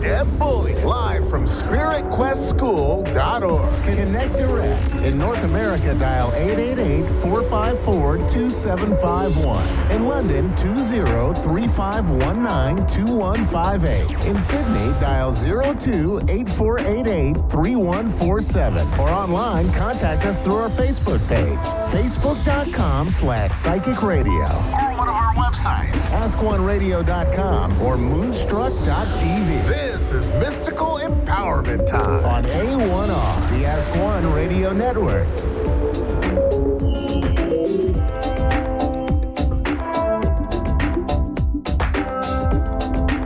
Hello, welcome to Mystical Empowerment Time. I am Deb Williams, your host today, and we're on A1R Psychic Radio, Moonstruck TV. Thanks so much for joining me. Just give you a little rundown on what we're going to be covering today. So, we'll take a caller for a reading, of course. We couldn't not do readings today. And then we're going to talk about ways to develop your psychic skills, if you choose to, or your intuitive skills, I should say. And we'll talk about ways to develop them, the base core things that we need to do that'll support us to do everything, whether it's reading a person, tarot cards, oracle cards, or not, reading from their aura, remote viewing, psychometry, mediumship, oh goodness, channeling, Akashic record readings, divining or dowsing, the list goes on. So today we're just going to talk about the core skills that underpin all of those types of readings. All right. Now, I'll also provide you with some ways that you can learn with me. I've got some really exciting specials set up, and I've added a schedule for North America, and also how to receive a reading from me. So while we wait for our first caller to hop on, I'll tell you one tip that really helps us. We need to get from our brain into our heart space or our soul space to really rock a reading. And to do that, my trick is 5 super deep breaths. Now, it sounds fairly simple, but to actually breathe in through your nose and out through your mouth as deeply as possible 5 times actually kind of disconnects all that busy monkey chatter that's in our brain. So I'll give you an example of a deep breath in through the nose, out through the mouth. And I just do this 5 times, and it just kind of puts me into a nice relaxed state. And it's in that relaxed state that we actually connect best with spirit. All righty. So the reason for that, headspace. Headspace is where we connect with our logic. And this is what we do our everyday tasking with. And logic and tasking doesn't leave a lot of room for intuition. And our headspace is also our connection to our ego. Now, we have to have an ego. That's our identity. But it can be a little bit grumpy sometimes and give us old feedback, really old feedback of, oh, you can't be getting this correct. What makes you think you can do this? It can be quite critical at times. And so when we do this deep breathing, we just try to bring our awareness down into our heart space, our body, our soul. And once we're there, we can actually connect with spirit much, much easier. All right, so we are ready for a caller. We'll wait for her or him to come through. And Kelly, is it? All right. We lost our chat. Okay, that's all right. I'm going to chit chat until I see who's with us. And if there's anybody there, just pipe in. All right. So again, the other thing that we're trying to do when we relax is get into our imagination. Because of course, when we are in logic and we are in tasking, there's not a lot of room for our imagination. And imagination is spirit's playground with us. All right. So she's here. Kelly. Are you there, Kelly? Yes. I'm sorry. Hi. Yeah, my phone disconnected. Oh, no, that's no trouble at all. How are you today? I'm doing good. Thanks for asking. Excellent. Well, what type of reading would you like today? Would you like to hear about yourself, past, present, or future, or are you hoping to connect with somebody on the other side, a loved one? I would really like to be connected to a loved one on the other side. Okay. All righty. So already stepping in, I've got grandfather from mother's side. Does that make any sense to you? Yes. Okay. Was he the one that you wanted to hear from? No. I wanted to hear from my cousin. Okay, bear with me. We'll just get his quick message, and then we'll move on to your cousin. Won't be a moment. Okay. Thank you. Just only got a moment. Tell us, what would you like to say to your granddaughter, Kelly, while we have her here? He says you're doing a fabulous job and you need to not be so hard on yourself. Okay. He said from where he's sitting that you are exceptionally dynamic, ordered, the words he's using, cleanly, and he just wants you to know that you're an all-round wonderful person and he's in your corner. And he'll leave you with his love. Okay. Now, so your cousin, bear with me. Now, I've got a male stepping in. So is that who you were looking to hear from? No, she's a female. Okay. Why don't we do this? If I could grab her first name and I'll pull her to the front, because it seems that you have a waiting room full of people. And of course, we want just the person that you want to connect to. So a first name only would be great. Stephanie. Stephanie. Okay. Bear with me. Okay. So I'm seeing a woman who I want to say is average, but perhaps tall, average build, but perhaps a bit tall. And she's got light colored hair. It's probably shouldered length. Is that who you're looking for? No, that sounds like my stepsister Stephanie, though, but they do have the same name. Oh, okay. Well, all right, bear with me. I don't know who's showing me that picture then. Bear with me. I just want Stephanie, Kelly's cousin, stepping forward, please. Okay. Can you let me, oh, wow. Was she a little bit eccentric? Yes. Because she's showing me all kinds of interesting images of herself. She's got dark hair, but then she's got like kitty cat ears, and then she's got different looks, and it's hard to pin down a particular look. So I was feeling a bit of drama and eccentricity. Does that make sense to you? Yes, it does. Okay, let's move into her character. She says the word vivacious, so very lively and very passionate about life. She said that she could be a little bit cynical at times, but that was fun and that was part of her humor. Does that make sense to you? Yes. Okay. All right. So let me just see what else you would like to chat about with you today. All right. So here's your opportunity. Stephanie, what?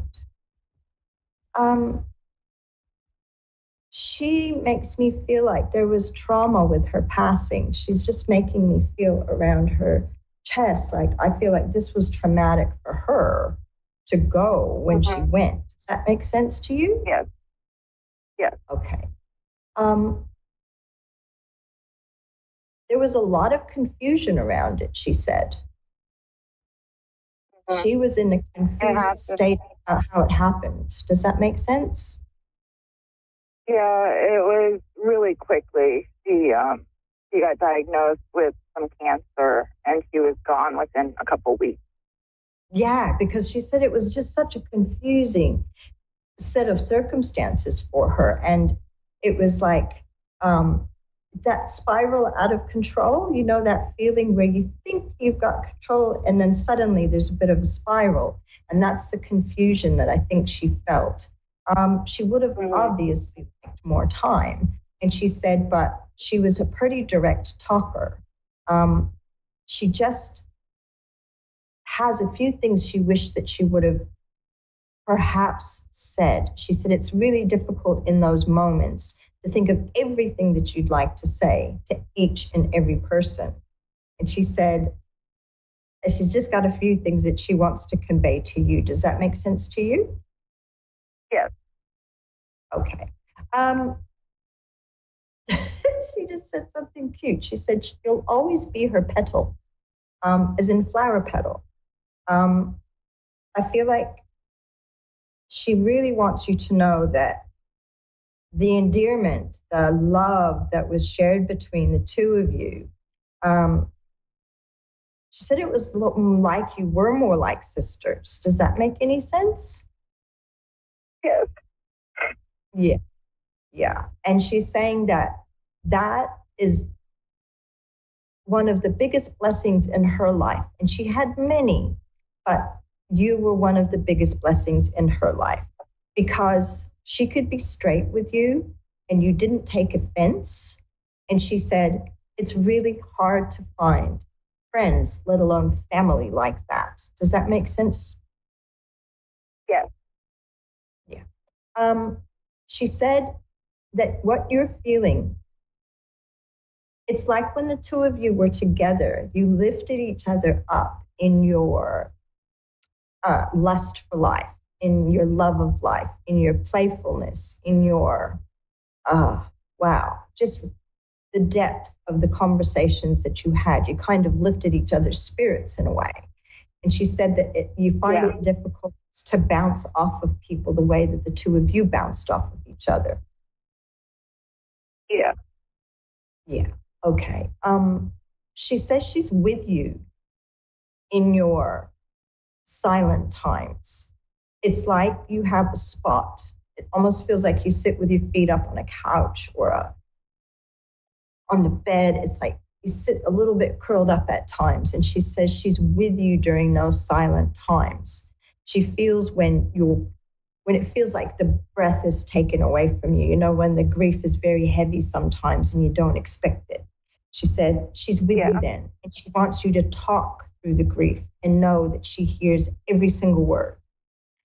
She tries to support you at your back. I can feel like a hand going onto your back. So maybe notice, pay attention when you are in your deepest state of griefs, when those little waves hit you. I shouldn't say little because sometimes they're big waves. She says, just notice. She will place her hand at your back so that you will know that she is with you. Okay? Okay. Yeah. One for the road. Why does she say one for the road? Okay. I'm just trying to understand that little, she threw this term in. In what regard do you mean that, Stephanie? There's always time. She's like, there's always time for one for the road. There's always time for one more chat. And she hasn't left you. So she is more than open to having chats with you whenever you need to, whether it's when you're riding in the car, whether it's while you're having your shower. She said she just sees you as the beautiful being that you are with this big heart. And she doesn't want you to suffer because of her simply being on the other side, because she's not suffering. She's literally showing me she runs from person to person trying to cheer everybody up from her side. Yeah. Yeah. Do you have any questions for her? No. I mean, if she has any advice, my work is really stressful right now, and I don't know if I should be looking for a new job or trying to ride it out. But if she has any advice about that. She shows me a pigeon, and I believe what she's trying to say, it's almost like you're a homing pigeon, that you think about this, but you come back, and you think about it, and you come back. And she's saying, next time, send those resumes or CVs out, like get the message out.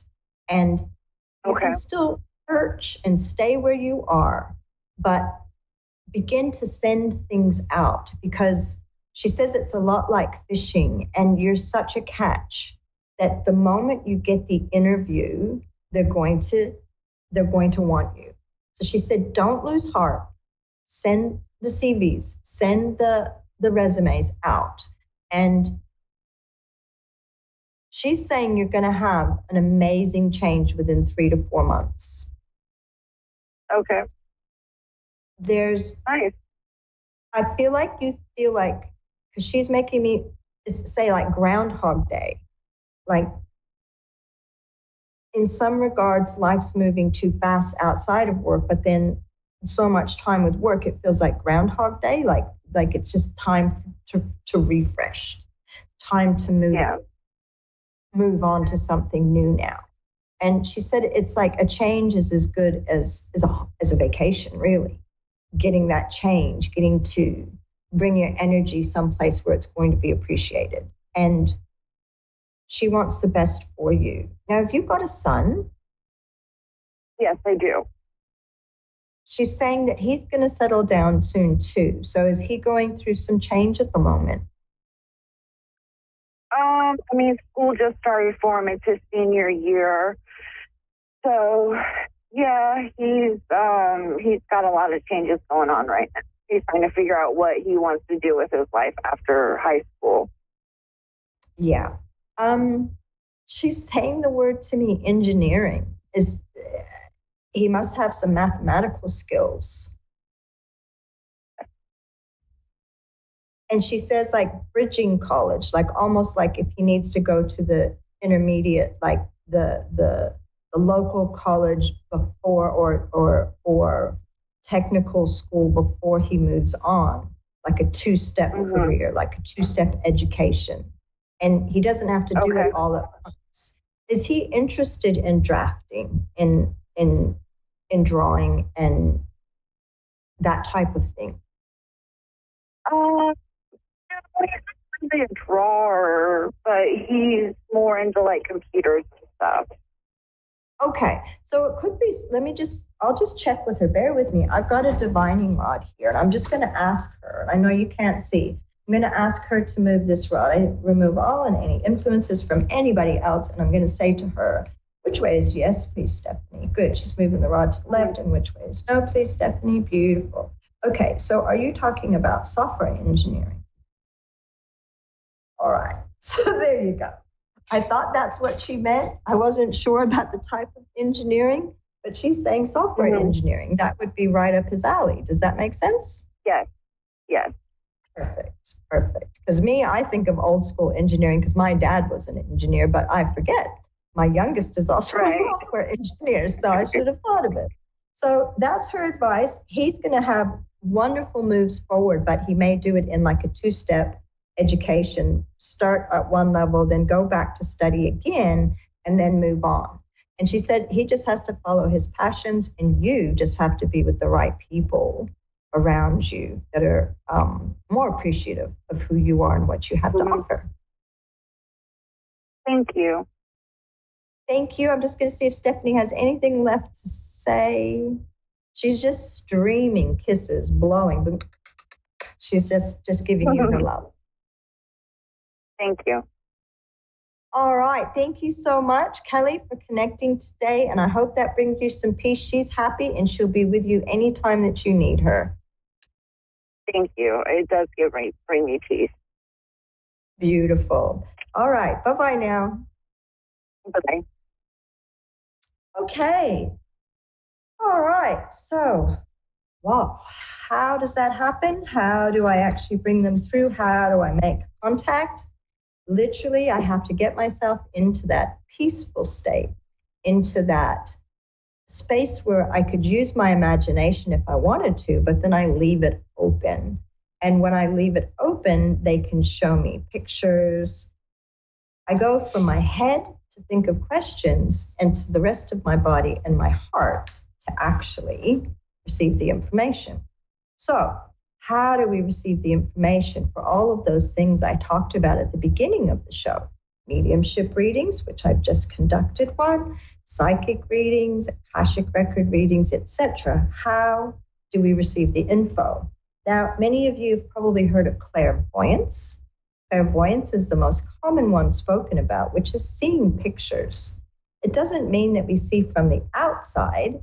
It can mean that we see images inside. So if I were to say to you, pink pony, you would probably conjure an image in your mind. Some people will see a literal pony with pink coloring on it. Others will see a plastic toy, a Barbie's pony, etc. That's clairvoyance. Sometimes we see things outside of ourselves as well, but for most of us, it's seen in what we call our third eye in the middle of our forehead, which is just information, sight that comes internally. We also have clairaudience.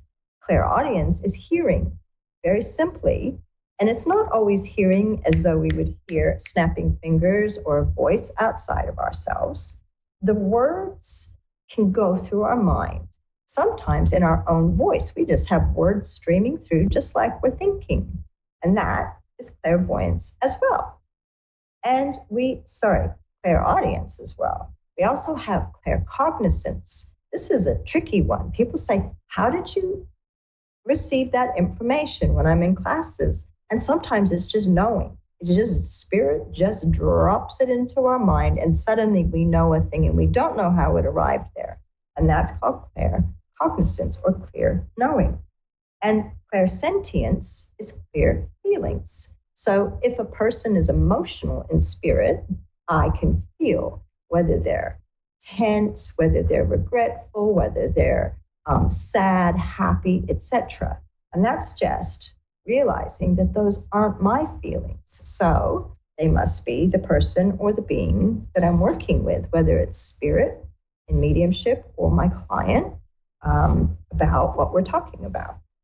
And there's some other clairs that are not used as commonly, but they can be very useful, such as clear smelling, which is called clairaudience. That's right, smelling. We can get, you've probably heard of people saying, I smelled my grandmother's perfume and she's been gone for 20 years and I was in the middle of my own home and there was nobody else around and wow, there it was. I smelled her perfume.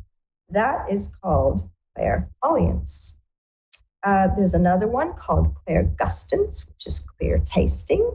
And what would that be useful for? Well, in mediumship, sometimes I'll ask somebody how they passed, what caused them to pass over. And if they were sick, for example, and perhaps were suffering a painful disease such as cancer, I might taste the morphine or the medication in my mouth and get a bit of a head spin. So the taste as well as the sensation are sometimes signs and symbols to me. And there's others as well that involve taste. And the last one that I wanted to talk about was clairtangency, which is clear touch, I should say. And some of you may have experienced that. That is where you will literally, I used to get it when I was a kid. And, from about the age of 8 or so, Mom would have me do the dishes at night, some nights during the week. And I'd think that somebody had tapped me on the shoulder because I felt the tap as clear as anything. And I turned around and said, what? Or yes. And there was nobody in the room with me. And sometimes it was a tap on the top of the head or a little hair pull. And that is a way of experiencing touch or clairtangency.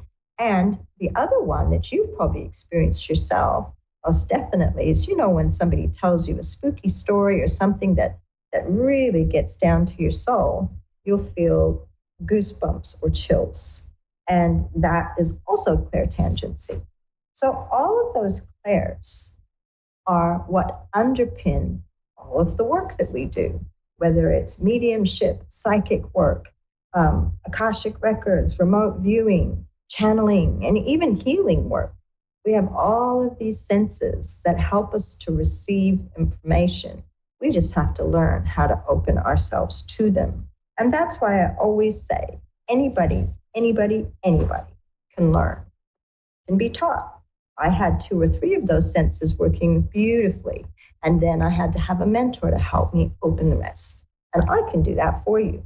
So I've got a couple of specials on, and I just wanted to direct you to those. Unlock Your Psychic Gifts is my foundational course, and I've just set it up with time zones once again for the US and Canada, so North America. So it'll be kicking off Sunday, the 1st of September. It's 2 hours a week.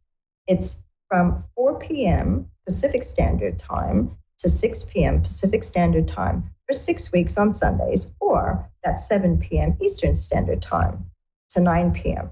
And 6 Sundays, you learn everything from how to do intuitive tarot readings, mediumship readings, pendulum readings, aura readings, remote viewing, chakra identification and healings. And so it's like a little sampler platter of all types of psychic and mediumship skills. You actually get to do mediumship readings too.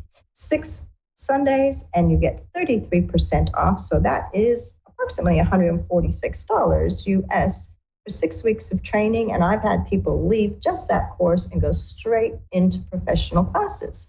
Some people like to take the next ones, some don't. I also have a special on Akashic record reading, which is for people who have a few psychic skills going on already. And that's a one-day course that's going to be on Saturday, the 31st of August. So these are all available on Zoom. You can find them on my website, www.spiritquestschool.org. That's www.spiritquestschool.org. I make it really easy for you. I take you through everything, and you not only learn with me live on Zoom, but you work with other classmates at the same time. So you learn it on the day, you practice it on the day, and prove that you can do it. It's a whole lot of fun. So I thank you very, very much for joining me. And I thank our caller, Kelly, for allowing me to read for her. It's always an honor to do this work and to bring through her cousin, Stephanie. And I hope that you'll come check out my website. If you'd like a reading, you can find me at www.deb.bullions.com.au. And that's about it for this week for Mystical Empowerment Time. Next week, we're going to go even further into capabilities, and we may start with some divining, and I'll be teaching you. So once again, you don't have to join me in the classes, but if you'd like practical experience while you learn, join me in the classes. So I'm wishing you a wonderful, magical week ahead, and I look forward to hearing from you. And if you want a free reading, you know where we are. Put your name forward. Fingers crossed, either I or somebody else from the wonderful A1R Psychic Radio will get to you and be able to offer you some information as well. Thank you so much for joining me. Have a wonderful week.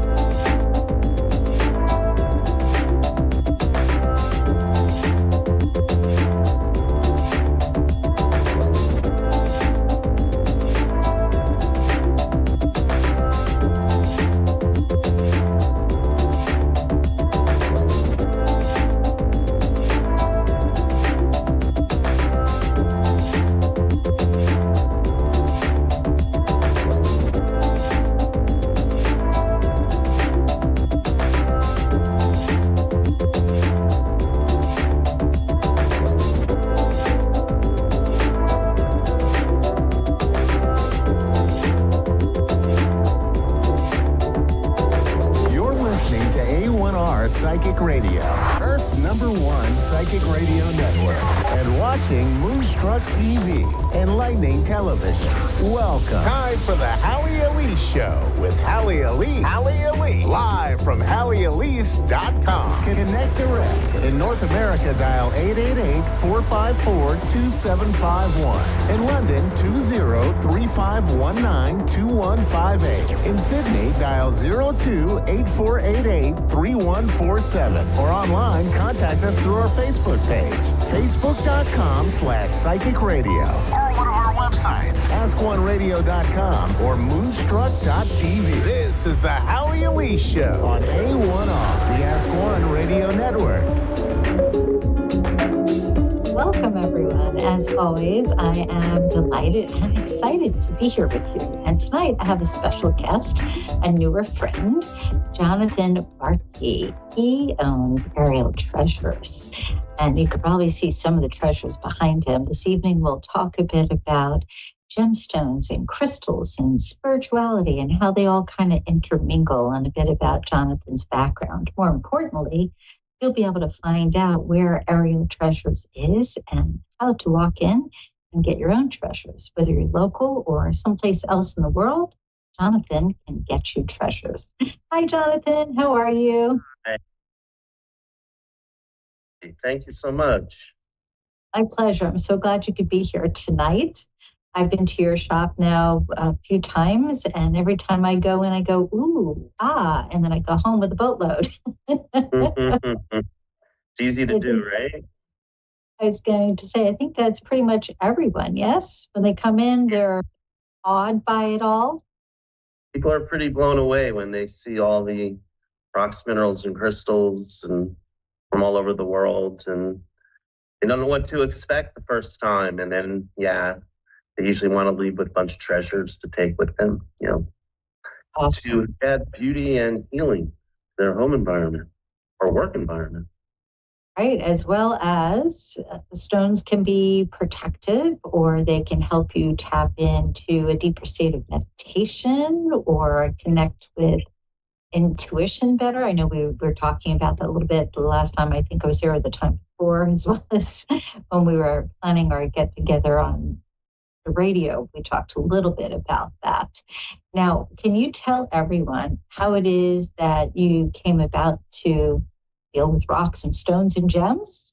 I mean, did you always grow up, or as a child, grow up thinking, oh, I want to do that? I don't get that impression. Well, I was an adventurous child, so that helped. That helped me want to adventure into the world and explore mining localities in different countries and see what came out of the earth where and find cool things, So I was always a rock hound since I was a kid, looking for buried treasure. Love it. So you were a geologist, a treasure hunter, and an adventurer from a very early age. Absolutely. On my little Schwinn Stingray bike, I'd be venturing off out of the neighborhood to parts unknown. You just brought back a memory, Stingray, with a long seat and the high handlebars, right? The banana seat, the handlebars, and the big bar in the back. Yeah. That's pretty awesome.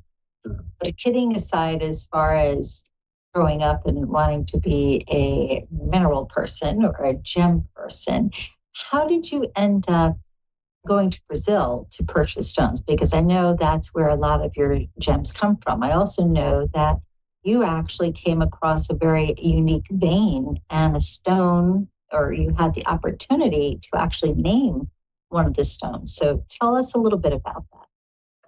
Well, basically, I had dug a lot of minerals out of the ground in New Jersey, USA, and was actually able to sell some of those. And I was like, wow, I can dig rocks and sell them. That's pretty cool. And this was before the internet.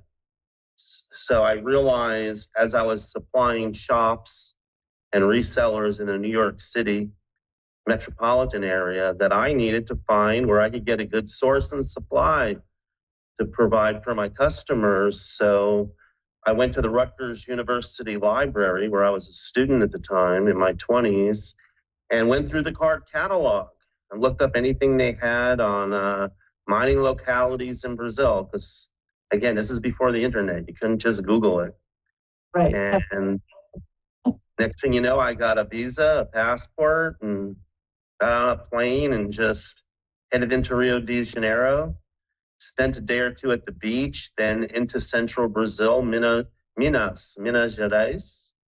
Learned some Portuguese along the way and just trekked around the countryside, making contacts with miners. And, it's all about relationships and making good deals and finding beautiful minerals and crystals. And then I was able to learn about import-export.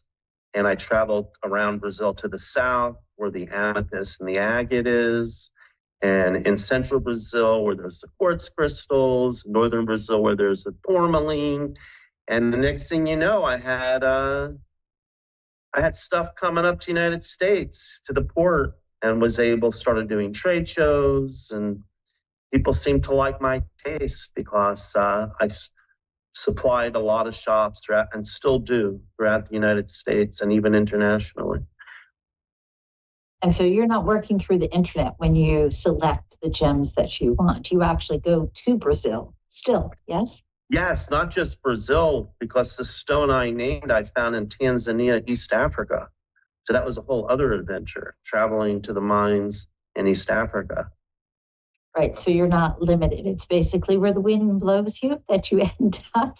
I think it's where God takes me, because I, don't always have a plan, and kind of just shown the way. And, I'm like, all right, I'll give that a shot.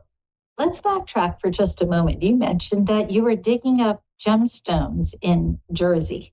And I come from the Northeast also, and I used to go to the Jersey Shore. The best I could do were seashells. How did you end up digging up gemstones? I mean, to the point where you could actually sell them? Where were you finding these? Yeah, well, under our feet almost everywhere are hidden treasures. And actually, New Jersey is a wealth of mineral treasures. It's just they don't really dig for it. In New Jersey, property values are high. And when they dig in the ground, it's usually for a quarry, or rocks to build roads, or to dig in the ground for housing developments. And they find all kinds of stuff, amethyst caves, all kinds of rare minerals and zeolites, prinite, babingtonite, rare minerals. New Jersey, USA probably has much more minerals than Brazil. It's just, they're not interested in turning it into an industry and really digging for this stuff. Have accessibility like you do over in Brazil. But it's interesting because, there are some states that they have found massive mineral sites and they're excited about sharing. It never dawns on me in New Jersey. So I think that's pretty more rural areas like, out in Arizona or Nevada or up in Maine or even upstate New York, the Herkimer diamonds. Maine has amazing tourmalines. California has a whole host of them. You can find beautiful smoky quartz. There's tourmaline mines. And Arkansas, I'm very good friends with the hillbilly miners in Arkansas that mine the gorgeous quartz crystals that come from there. So I was thinking Arkansas when I was thinking about other states. I have a friend of mine was just speaking to recently, and stories of Atlantis and beyond talk about different areas here now that are or once were inhabited. And all that's left, as far as the story goes, is the minerals. And then our population came in and we built houses, and you don't see them as often. But it's fascinating to think that our earth is not just dirt, it's layers and layers of wonderful surprises, wonderful, I'll say, venues for exploration. Yes, that's why every morning I walk outside on the grass with my bare feet and ground. I earth, do earthing, because there's all those mineral treasures under my feet from all over the world. That's it. And, just add to that electromagnetic field that we're a part of when we walk on the earth. Absolutely. Let's share so that everybody knows. You mentioned your name, Jonathan, but your phone number is 904-527-7900. Is that correct? Yes. See? Yeah, that's hard to see, but okay, there it is. Okay, perfect. Perfect. So that if folks are looking, they can see, but I'm going to repeat it so in case they're listening, they Sure. can down. It's 904-527-7900. And you're not far, I should say, Aerial Treasures is not far from Wellington. About how long? 10 minutes, 15 minutes? How far are you? 15 minutes from Wellington here in West Palm Beach, Florida, close to Royal Palm Beach. I'm in West Palm Beach, but it's the very western part of West Palm Beach. Not like by the ocean, but not far from the ocean, but close to Wellington, yeah. When folks want to come in and take a look at your beautiful gems, they do need to make an appointment. Is that correct? Correct. So they can find me on Instagram at Ariel.treasures or on Facebook at Ariel like the Little Mermaid, Ariel, Right. Ariel Treasures. So I can be found on social media. I do have a website, arieltreasures.com. However, my website is under renovation right now, but there is information and contact information there. And yeah, I see my customers by appointment because I am a big part of my business is wholesale, where I supply resellers, online marketers, and store owners with stock, but I'm also available by appointment as well to people locally that want to come and check everything out. Beautiful. Now, I know for a fact you have little tiny stones, like something similar to what I have, where somebody could wear a necklace, but you also have these marvelous caverns that are huge. All right. Yes, I do. Show? You want to see my stones? That would be great. Let's see your stones. Okay. Let's see. Probably have to turn my camera around here. Let's see if I can do that. Okay. How about you just walk and put it over your shoulder? There you go. So folks can see this is just one of the rooms that Jonathan has at Aerial Treasures. And look at this. Look at this fabulous amethyst. When you walk in, it looks like wings. It's magnificent, and it's on a stand. Keep going, Jonathan.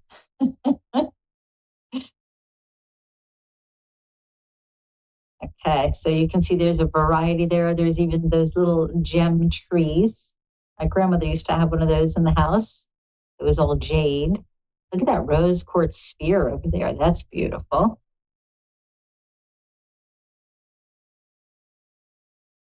As you can see, there is a lot. And this is just one room. There is much more. There's another very large room. And then there is a room adjacent to the second large room that has massive caverns. Like these, they're petite in comparisons to the others. At least you're getting a view of some of them. Pardon? And for those who aren't aware, amethyst is a phenomenal stone for you to connect to the divine. Amethyst is great for your intuition. It has a multitude of spiritual values. Speaking of spiritual values, what are your thoughts on spirituality? You're very connected to the gems, and you're connected to the earth, and you're connected to God and the heavens. What is your, if you will, viewpoint on spirituality? Oh my gosh, that's a loaded question. Okay, but you got 5 minutes. Okay. Spirituality. Well, my spirituality has shifted and changed over the years. I've had lots of spiritual experiences. I've worked with different healers. I've been a healer. I've been a hands-on healer, massage therapist. I've been a nurse, a registered nurse. I've done breath work, holotropic breath work, rebirthing. I've studied to teach that, meditation. I've worked with Buddhist monks, done do Vipassana meditation. But, you know, when it comes down to it in life's challenges, God's just appeared to me in a big way and actually brought me closer to my roots of my biblical religion. And, you know, I pray, I meditate every morning, but I also get on my knees in prayer and pray to the creator of the universe, the creator of everything that is, was, and ever will be. And I ask for his divine guidance, healing, protection. I thank him for a new day of life. I say, Modeh ani rabba amunatecha. Thank you for another day of life. Great is your faithfulness.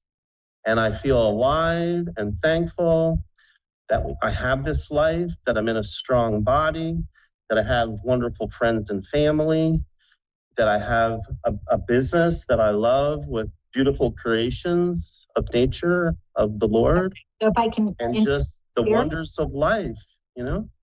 If I can interject, the bulk of what you're saying, if we were to sum it up, has to do with being aware of your connection to the divine as well as the earth. So as above, so below. Amen. Additionally, being in a state of gratitude every day, right? Absolutely. Okay. Just to make it a little more succinct for everyone.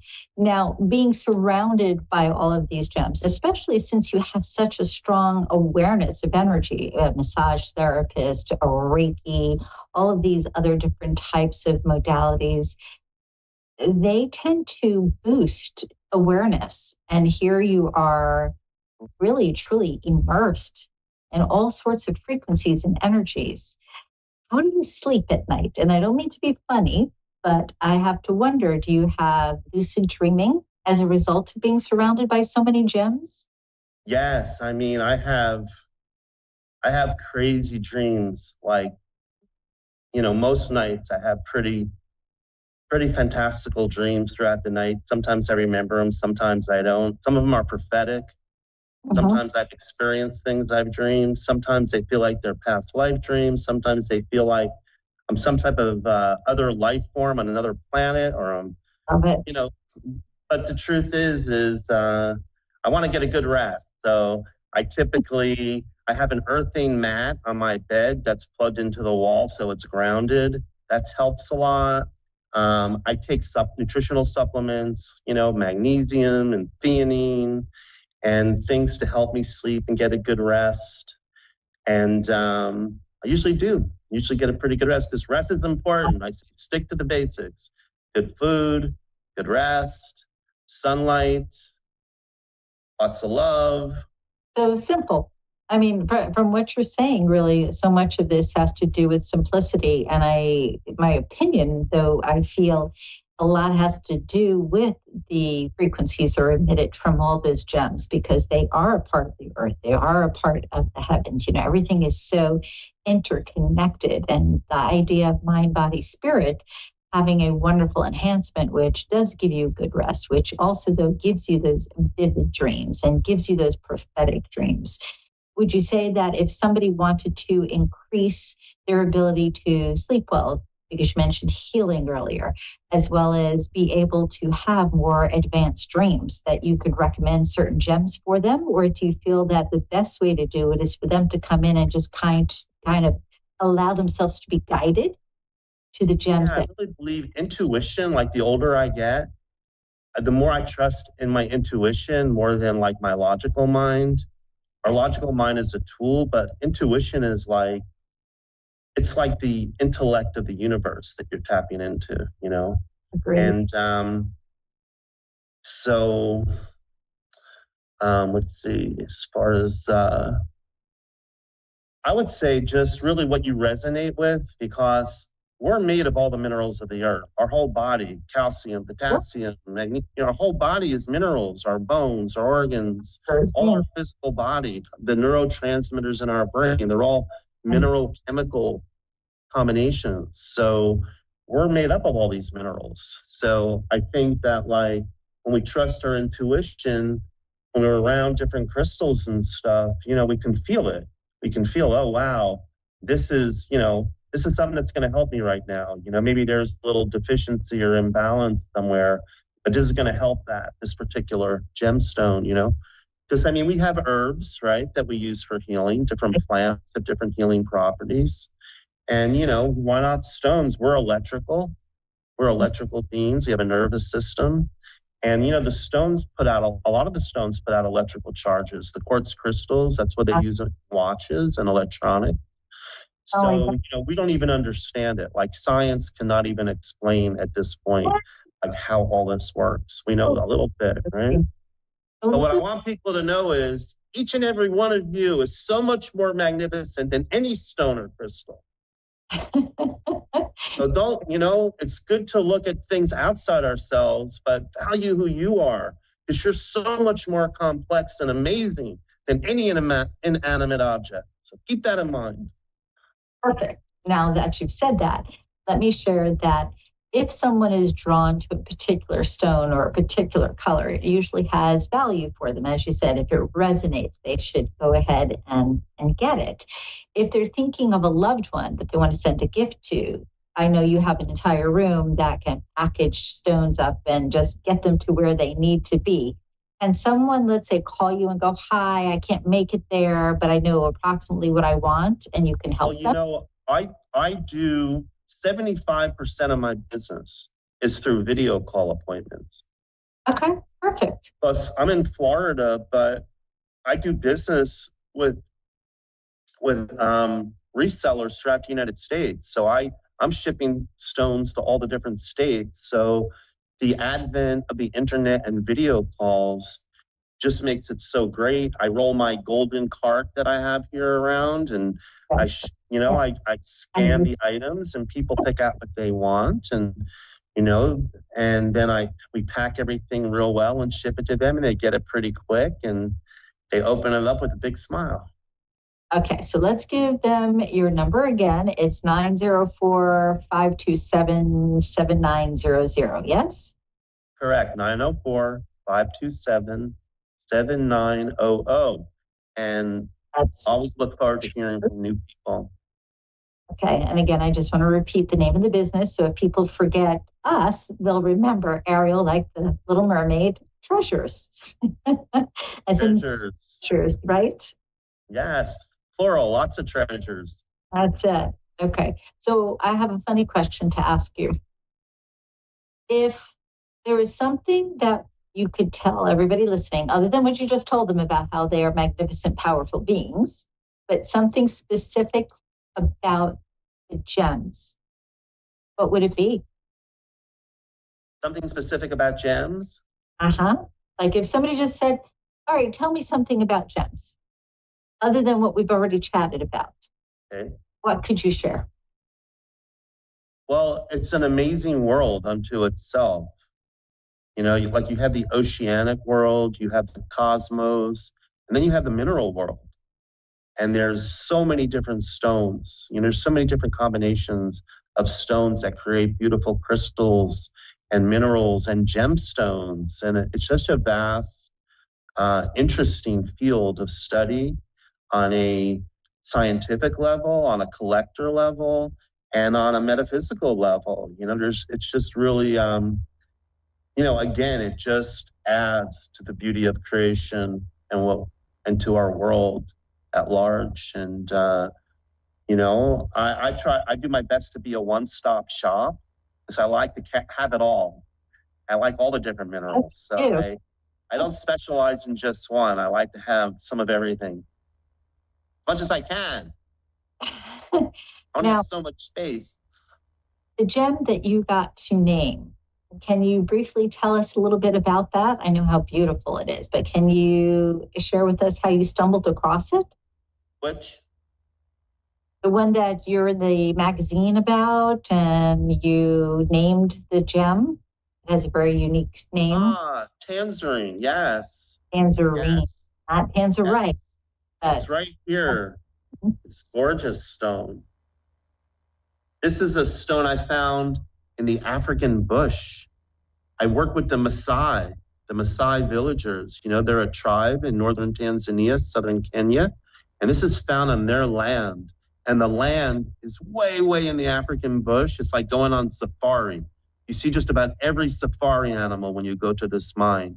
So when I first went, we went past giraffe and herds of zebra and wildebeest and baboons, and I thought I was on safari.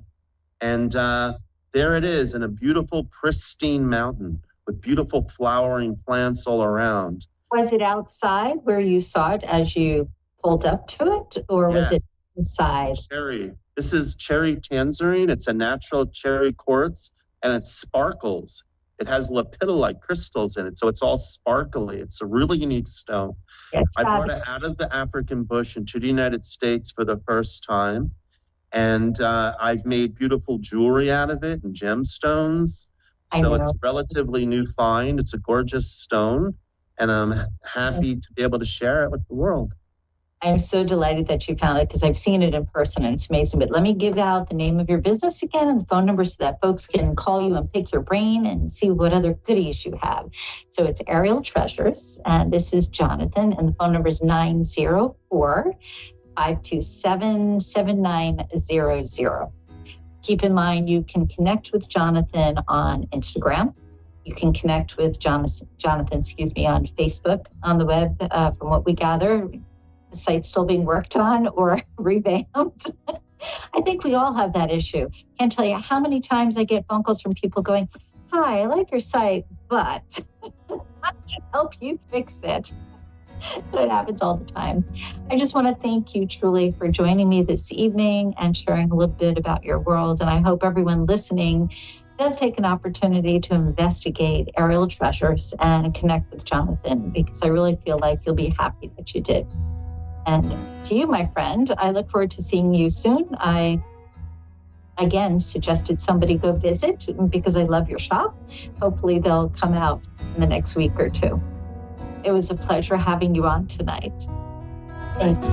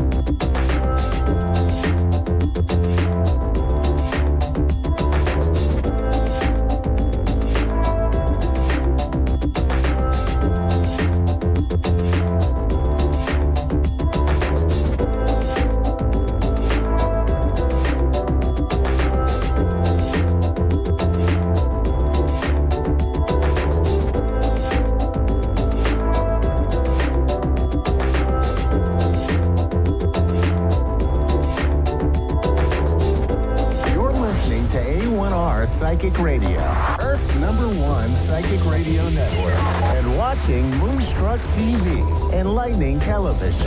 Welcome. Time for Understanding Spirit with Mary Shapana. Live from MaryVCircles.com. Connect direct. In North America, dial 888-454-2751. In London, 20-3519-2158. In Sydney, dial 02-8488-3147. Or online, contact us through our Facebook page, facebook.com/psychic radio. Or one of our websites, askoneradio.com or moonstruck.tv. This is Understanding Spirit on A1R, the Ask One Radio Network. Hello, everybody. Welcome to A1R Psychic Radio. I'm your host, Mary, from Understanding Spirit. While I'm waiting for a caller to come through, I just want to talk to you a little bit about how Spirit can communicate with us when you're either going for a paid reading or you even on this show. We get communicates. It's a very difficult thing actually to do because it's a time frame, And Spirit will communicate with us through messages, symbols. We'll see things, we'll hear things, and it's up to the reader to get these messages. And sometimes you can get a lot of messages, you know, all at once. So I might hear my guide talking, I can see a spirit, I might see your guide. And sometimes for me, I have to start writing things down because I know I'm not going to remember everything. I can't listen to, you know, 3 conversations at once. So sometimes there can be a lot, you know, going on, and trying to get everything out as quickly as possible, and also getting validation too from the sitters from you guys. So, you know, a lot of people tend to think, even when they're wanting to develop their abilities, you know, they think everything has to be a grand sort of gesture, you know, where spirit will sit down and just start talking to you, you know, like you might be talking with a friend, having a cup of tea or something, you know. It's not like that. It can come in bursts. So, you know, just always keep that in mind. If you are developing, don't underestimate anything that you're getting. All right, so we have Aaron, I believe, on the line. Hello? Yeah, I am here. Hello, how you doing? I'm very well, Hello? thank you. Is this Aaron? This is Aaron, yes. How are you? Can you hear me? I'm doing good. I'm doing good. I can't complain too much. That's good. Can you guys That's hear me right? Sorry, what Can was you hear that? me correctly? Yes, I can. How can I help? Okay. Okay, well, you were gonna give me a reading, and I'm interested in that. So, looking to it, but I'm not familiar with how it works. So, if you could help me get to that point, I'd love it. Yeah, no problem. Are you after a general reading about your life, or are you wanting to connect with a loved one who's passed away? What direction would you like to go in?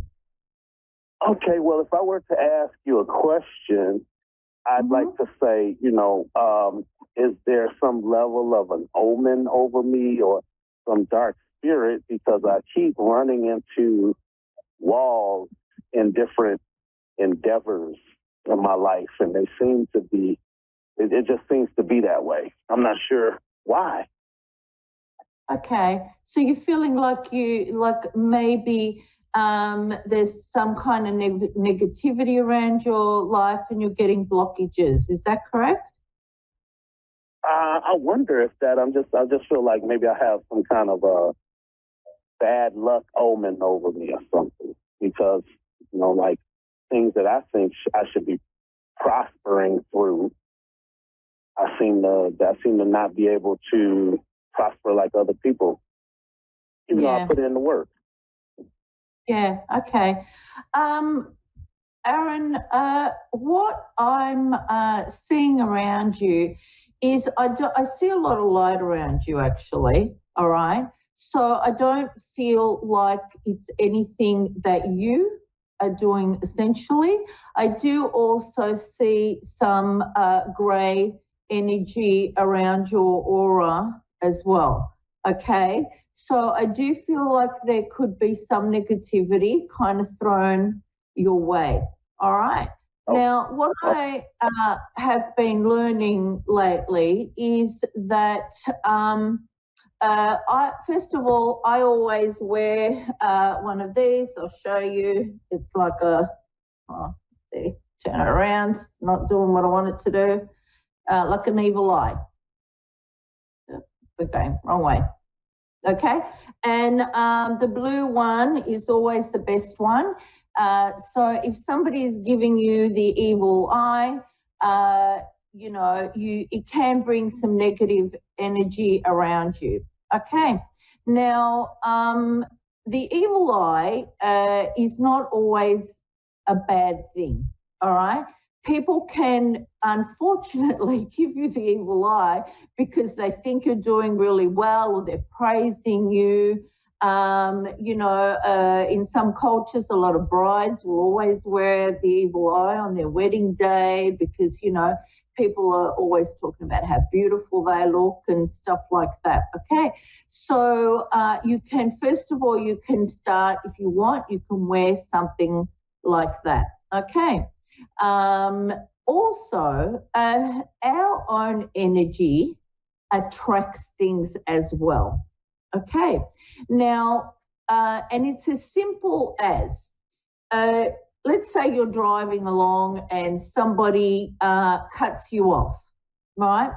And if you have a moment where you kind of get really angry and, you might be cursing or whatever, or just sending out something not very nice to that person.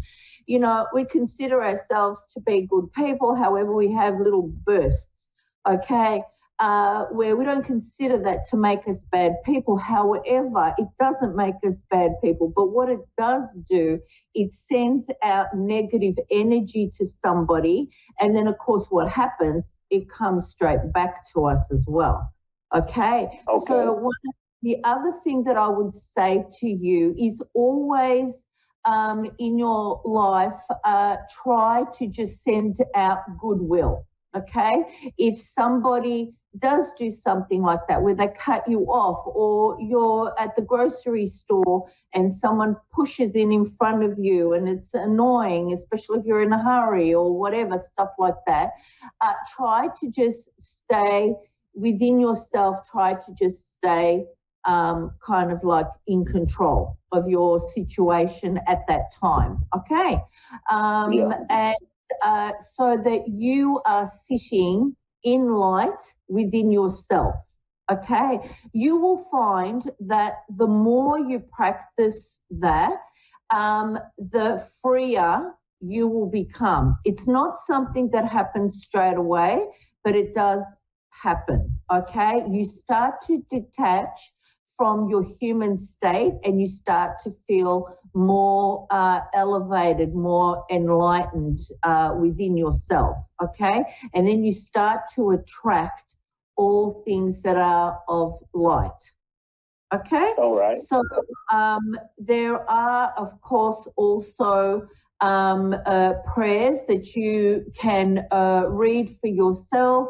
If you want to just do it just in case, if you feel like, I don't see a curse around you, but I am happy to give you something. If you want to email me, on maryvcircle@gmail.com, I can give you something that you can read out for yourself as well. It's like a prayer that you can read out for yourself of protection on a daily sort of basis. The other thing you can also do is you can get sage, and just at any sort of metaphysical store, sometimes in markets and stuff, they'll have it.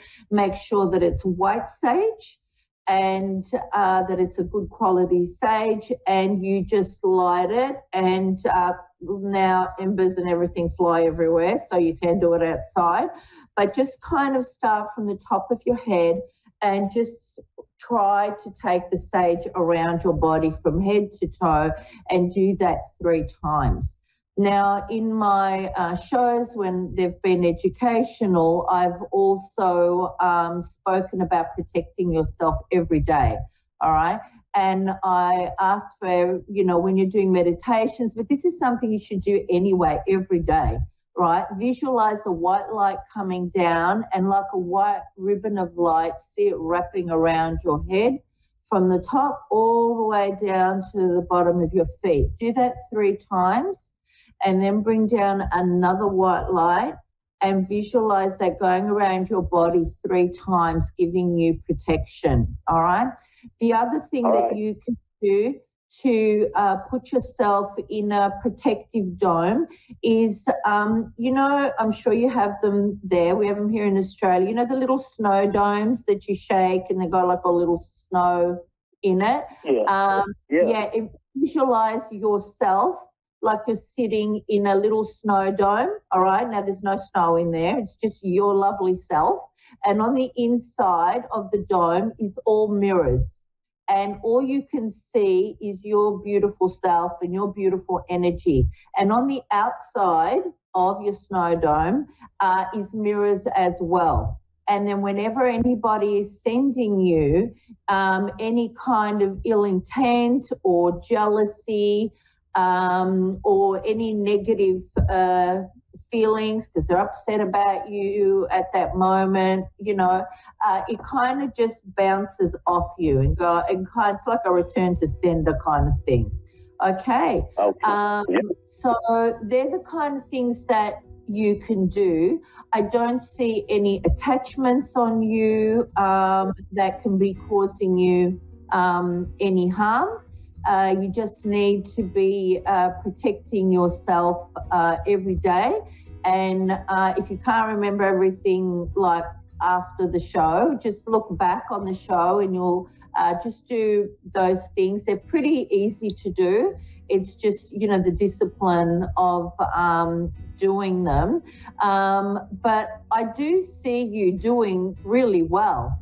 Is that why you feel people are doing this kind of stuff to you? I feel like there is a bit of jealousy around you.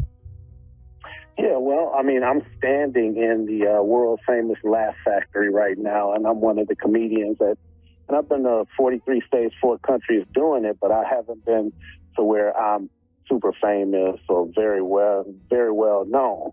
AaronFoster.net is my thing, AaronFoster.net. So I was wondering why, and it always feels like I'll get close and then something will happen, like opportunities.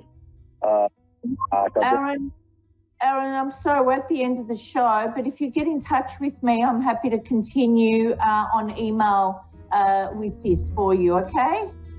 Yep. All right, email me and I'll continue with your reading. All right, bye-bye. All right, thank you, Aaron. Thanks for calling.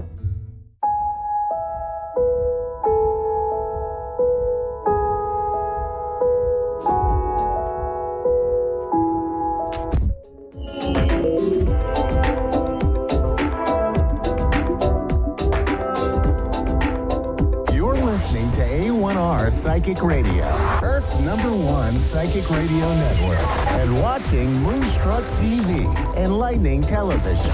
Welcome. Time for Understanding Spirit with Mary Shapano. Live from MaryVCircles.com. Connect direct. You're listening to A1R Psychic Radio, Earth's #1 psychic radio network, and watching Moonstruck TV, enlightening television. Welcome. Time for Insights with Solaris with Jennifer. Live from Solaris.1. Connect direct. In North America, dial 888-454-2751. In London, 20-3519-2158. In Sydney, dial 02-8488-3147. Or online, contact us through our Facebook page, facebook.com/psychic radio. Or one of our websites, askoneradio.com or moonstruck.tv. This is Insights with Solaris on A1R, the Ask One Radio Network. Hello, everyone. Welcome to Insights with Solaris. I'm your host, Jennifer.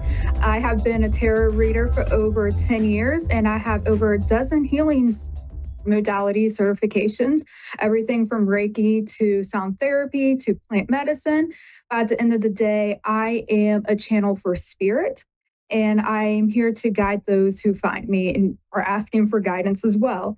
I would like to go ahead and start with a collective reading today. So I pulled a card for the collective, and it's been saying with the 7 of Pentacles here is that the collective, everyone has been working really hard on the projects that they have been developing for the past about 2 years. So if you're in that category where you try to start something about a year or 2 ago, you've been doing great and continue on with that.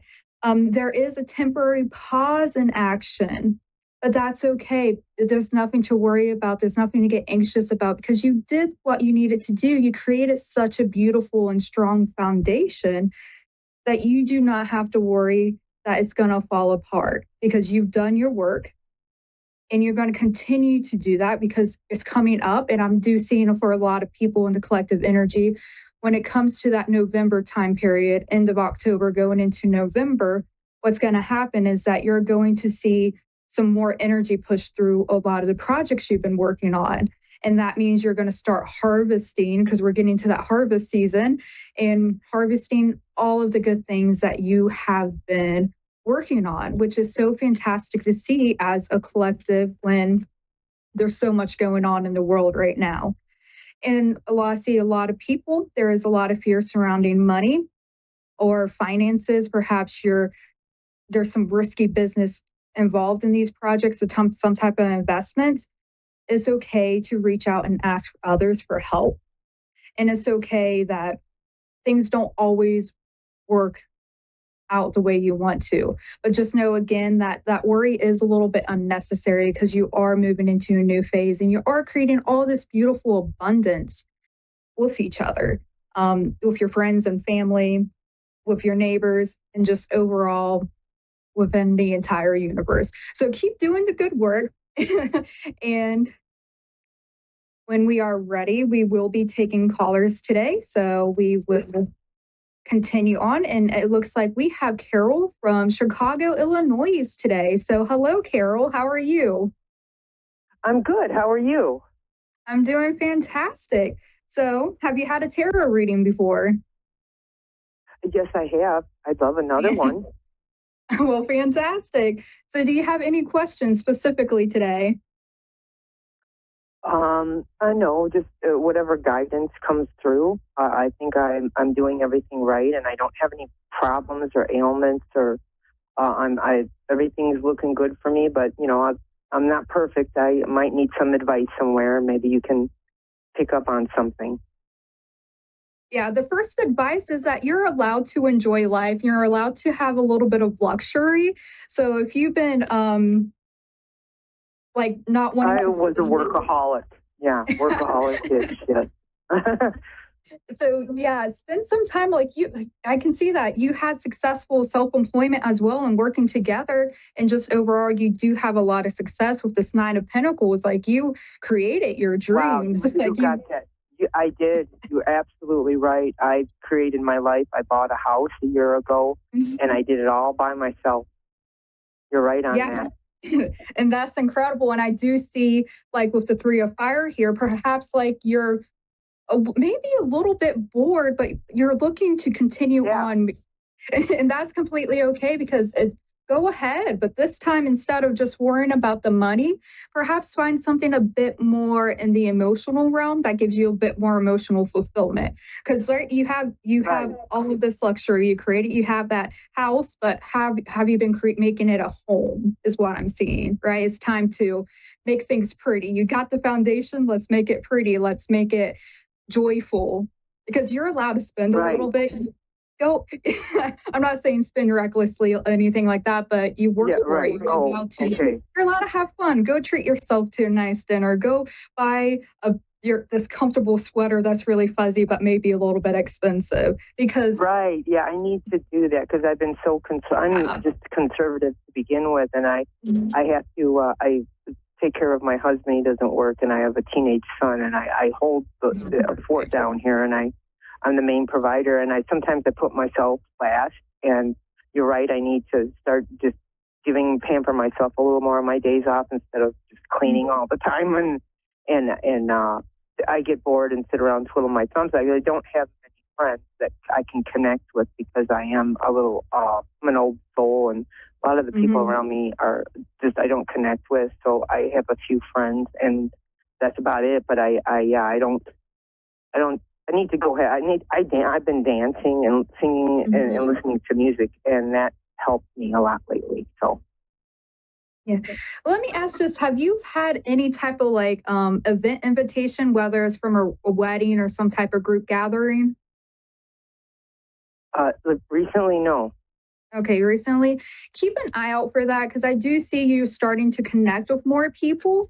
They may be a little bit younger than you, but it does seem there's there are some women possibly coming towards you that could help bring more passion into your life and more of that fun, joyful energy. So if you're looking for women and friends who may be a little bit younger, but not too much younger to you, but still very mature, it does seem like you're able to make some friendships. Yeah, there's a few of them I have in mind that I like. I'm real picky and choosy about who I let in my energy zone, but there are a few that are worthy. So that I have to I need to reach out more and stop being such a hermit. You're right. Yeah, I got to reach out to the ones that I like, and connect more on a feminine basis. Because I'm surrounded by men. I work with men, and I live with my husband and my son. I need some more feminine energy around me. And I have a couple of friends that I need to call up. Yeah, I'm an engineer by day, and most of my coworkers are men. But that being said, I should they're move great into friends. that. Yeah, they're great people. Yeah, they're great. But I need some feminine. Yeah. Yeah, and I do. Yes, you are very accurate. Thank you. You're right on the money there. I do see some burden surrounding communication, though. So you have the 10 of Wands with the 8 of Wands. Now, the 8 of Wands is all about communication. It could be online communication as well, not necessarily face-to-face, but maybe making friends online. You can talk about some of your more less popular type of interest. And there seems like there is some I am teaching my son how to drive right now. I'm teaching my teenage son how to drive, so I'm and it can be a little nerve-wracking, but we're getting there. And that's sometimes I have trouble finding the right words on how to communicate, how to do this and how to do that. But I'm working that. Yeah. Yeah. Let's see, what else is there about that? Are you thinking about any type of new career or promotion or any type of shift? No, but I am very valuable where I work. I work in a grocery store. I'm the head meat wrapper, and I've been there. I have 22 years in the meat cutting union, 25 years, and I have been in the same company that long, and I'm very valued employee, and I enjoy it because I like the people I work with. It's not great pay, but I enjoy what I do, and I think that's more important than money. Money is important too, but I enjoy what I do and the people around me. So no, I'm not, but I don't know if they would ask me to be a manager, then I would, yeah, but I don't know if that's coming. So there is possibility, and that this may be as simple as getting overtime or being asked to do overtime, but there does seem to be because you are working, you have that experience. It could also just be a raise coming towards you, but it does seem like there's a little bit more that's coming towards you. Okay, and this may be a bit obscure, so just take it as a potential thing. What I am seeing is that as you are working, you are going to come across a young woman. It may be, I do believe it will end up being some type of mother, and you're just going to have like a general and like genuine conversation. You may not even understand, but you would say something that is going to impact this young woman here, and you're not going to know about it. But what it's going to do is going to kick off. I think it may be a customer. Go ahead. I see a lot of. I work with the public, and I write. I like to help people, and I raise their vibration just by telepathically communicating with them. I can be my energy. They even say at work when I come in, I light up the room, and everyone gets in a good mood. I try to radiate and spread my love to the customers and the public, and I believe that's my life purpose. That's why I work with the public, is to help the public. And I do speak to a lot of people every day, and I do try to help them. I play psychologist with a lot of them, and and I'm there. I just sometimes just listening helps people, Mm-hmm. And I see that in these cards because you got a lot of water here, and that's just when people are around you, they celebrate with you. Oh, thank you. I hope I try. Yeah. So I believe that's my purpose, is to raise people's vibration. Yeah. And that's coming back towards you because you're going to meet this one person, and she's going to end up either saying something but it's going to kick off a chain of events where it's going to either increase your confidence, perhaps lead to a pay raise, but overall, the karmic cycle will come back. And even if you just said like words of wisdom to this young mother, somehow it's going to come back to you in a way that brings you more abundance. And we don't have much time left, so I want to get into this quickly. Okay. There is a change coming, and there is some life expectancy change coming that may cause a little bit of conflict. Okay, so when you come across this conflict, it's going to be a lot through communication. Just allow yourself to take that step back and continue to be diplomatic, be professional, and try to be impartial. This situation that's coming forward and this conflict and communication is not meant to go into an emotional state. Try to be as logical as possible. Right. Come forward. Does that make sense? There is some changes with the men I work with, and I think one is getting demoted. I'm friends with all of them. I like to give words of wisdom, and I could give great advice to all of them. But there is conflict I'm not involved in the conflict, but the men are. And I see this conflict. I'm trying, and the one that's in trouble all the time, I try to ease his energy, and I help him. Continue on with that and trust in your intuition. Continue to be impartial and logical in that, and you're going to just fly by all what you need.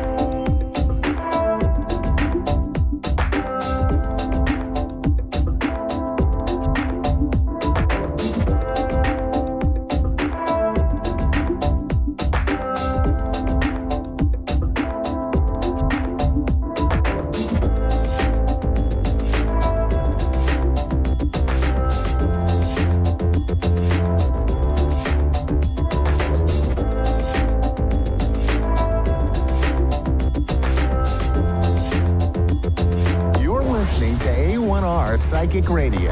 Earth's #1 psychic radio network and watching Moonstruck TV, enlightening television.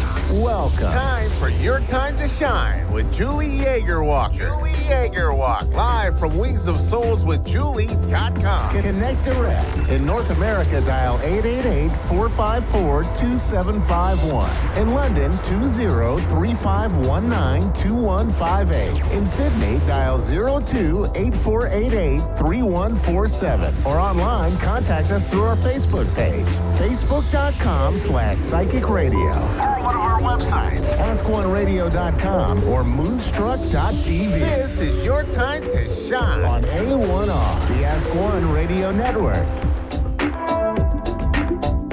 Good evening, everyone, and welcome to Your Time to Shine, a radio show designed to help you explore your own divine gifts.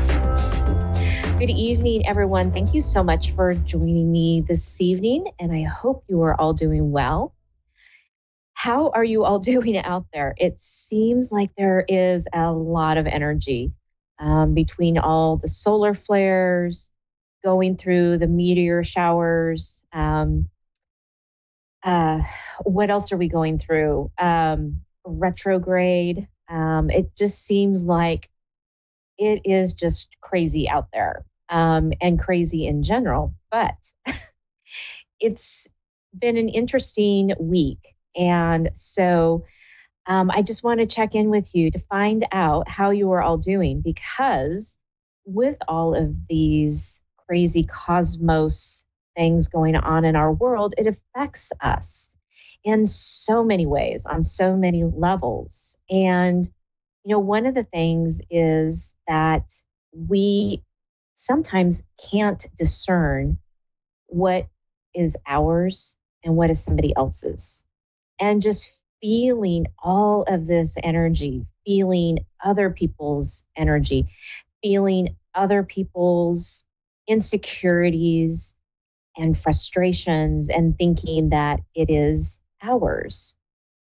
So this last weekend, we were at my niece's wedding. It was just absolutely gorgeous and beautiful wedding. It was, you know, a perfect day, a little warm, I must say. But it was a very small, intimate wedding. And it was, from my perspective, everything that the bride could even imagine. The one thing is there was a lot of energy. We had mixed families. And, you know, nowadays it is so common to have mixed families at weddings and social gatherings, birthdays, graduations. In this particular situation, this was one of the first where the two blended families really came together and really had to participate and be with each other.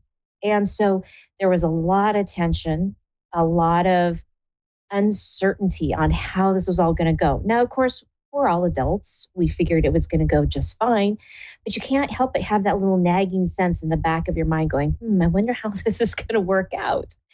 And so my daughter, being the intense, amazing empath that she is, got quite overwhelmed quite easily. And so, you know, all the energy from the wedding itself, all the energy that people were feeling about these mixed families, these blended families, and it was just a little too much for her to handle. So, you know, if you've listened to my shows in the past, one of the things when you get overwhelmed like that is, I have mentioned, you know, to leave, to graciously say, I need to go take a few minutes for myself, take a little time out. And I found that she was doing that quite a bit. And she kept saying, I don't understand why I'm feeling the way that I am. And I kept trying to tell her, it wasn't her energy. She was feeling everybody else's energy, taking it on as hers, and then thinking there was something wrong with her because it's a beautiful time. She's around friends and family, and she's just feeling very overwhelmed and emotional and not understanding why. So when you get into those situations, you just have to remember, you know, it's so hard in the moment to really stop and be in that awareness and say, wow, what am I feeling? Is this really mine? Whose energy is this? Whose emotions and feelings am I feeling? And if you can do that, if you can stop and recognize it, remove yourself from the situation for a few moments so that you can get a little bit of clarity, so that you can get outside of that energy, of that collective energy, you might be able to find that, wow, these really aren't my feelings. These really aren't my emotions. This is really not how I'm feeling. And so when you can do that, then you can say, thank you for showing up. Thank you for showing me that this is not mine, but you can release it from me now and send it into God's light. And by doing that, it releases it from you and you start to feel lighter. You start to feel like, okay, I can handle this. I can go back into that group environment, into that situation, and I can do this, right? But it is a matter of being in that awareness and being able to have the tools in your tool bag to be able to do that. So I encourage you to keep this tool as like one of your number one tools that you carry in your tool bag. And remember to just be in that awareness and go, okay, wait a minute. I wasn't feeling this way a few minutes ago. So I need to check in and find out if these feelings, if these emotions, if how I'm feeling right now is really mine. And if it's not, let it go. Release it so that you can get back into your own energy, get back into the group environment that you were in, and then be able to have a really fantastic time. Now, it might take a couple times. You may have to excuse yourself a few times and keep releasing that energy. But if you can do that, you'll get better and better at it. You'll be able to recognize what's yours and what's not yours. And you will become the master of your own energy. All right. We have a caller on the line right now. We have Rachel in Arkansas. Good evening. Is it Rachel or Rochelle? I should ask. It's Rachel. Rachel, hi. Welcome to Your Time to Shine. Hi. What can I do for you this evening?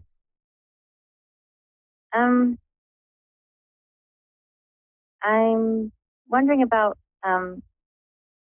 this. I don't know. I guess we're friends right now. If it's gonna become anything more, I guess I don't know really where we are. It's kind of weird. Okay. All right. So Rachel, just give me a few minutes here to kind of tune in. And as I do that, there'll just be a little moment of silence and then I'll be right back with you. Okay. Okay.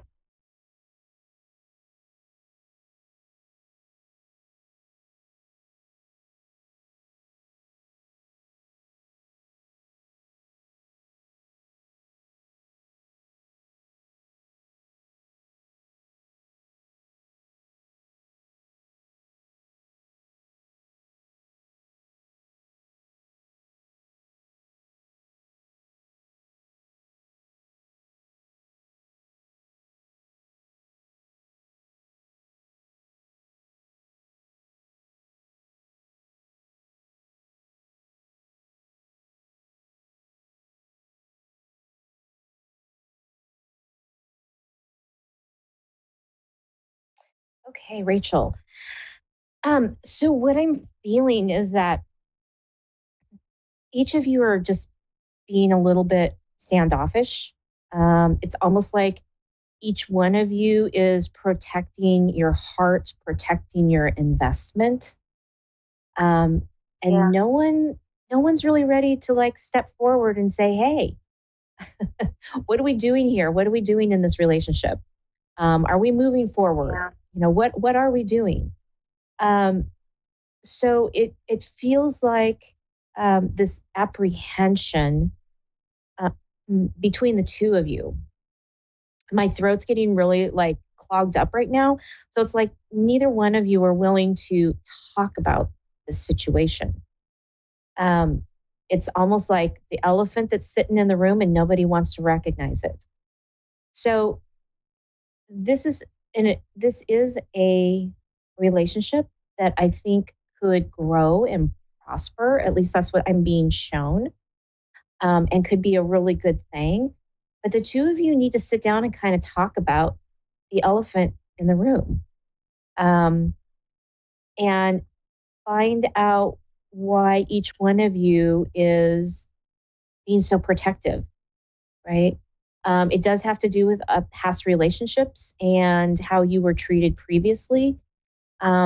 Each one of you has a different reason for kind of protecting yourself. However, if you both keep continuing to protect yourself, nothing is ever going to move forward.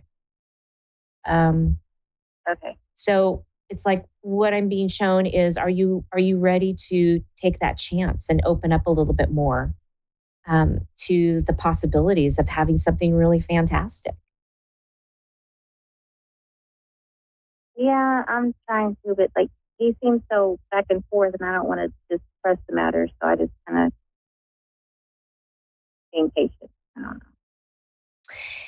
Yeah, he's very, very protected, probably more protected than you are. And he's really, he doesn't want to get hurt.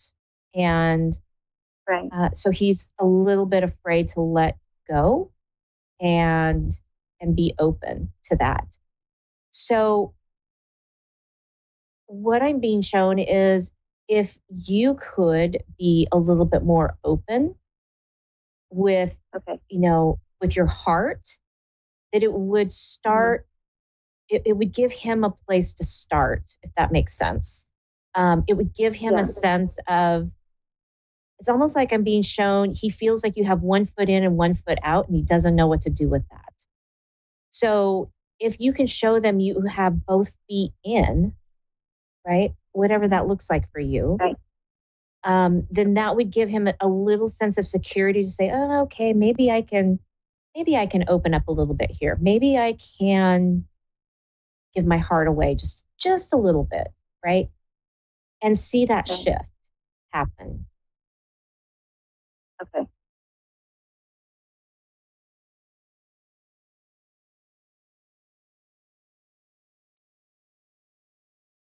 I'm checking in to see if there's something else.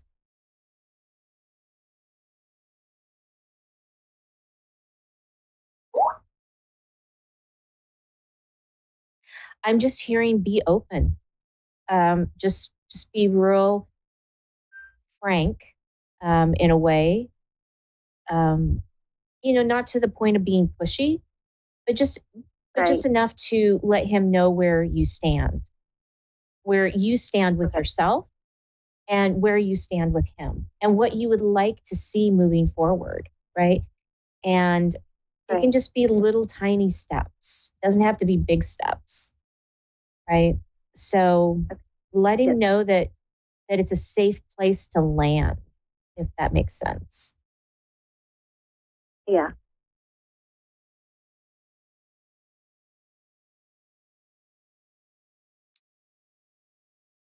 Did you have any other questions regarding this?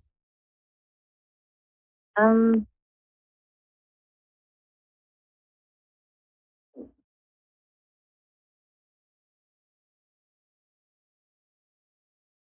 guess not this specific topic now. Okay.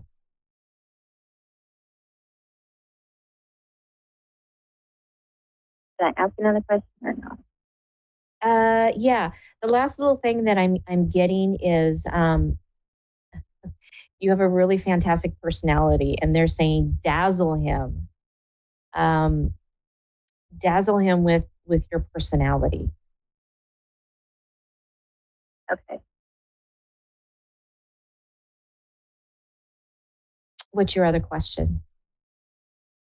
So I went to my doctor recently, and they're worried about my blood work. My levels were kind of high, and so I don't know what.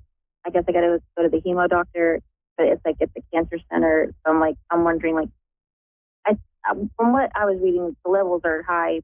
I think it is because I'm anemic, but kind of worried about what other possible. I don't know. If there's something, so you're kind of wondering if there's something more or something underlying It's there. serious. Yeah. Okay, hold on.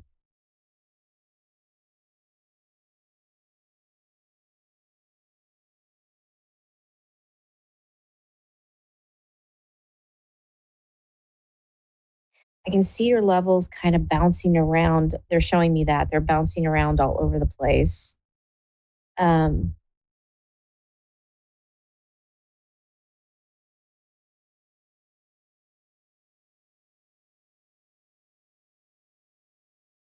just keep hearing that it's going to get resolved.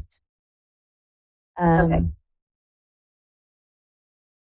It's like I'm not feeling any undertone of any angst or Okay. They're not really showing me what that is, but they're just saying that there's going to be some answers. Okay. Yeah.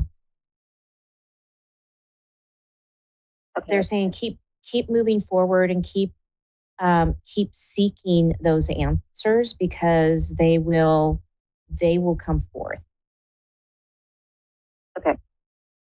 Okay.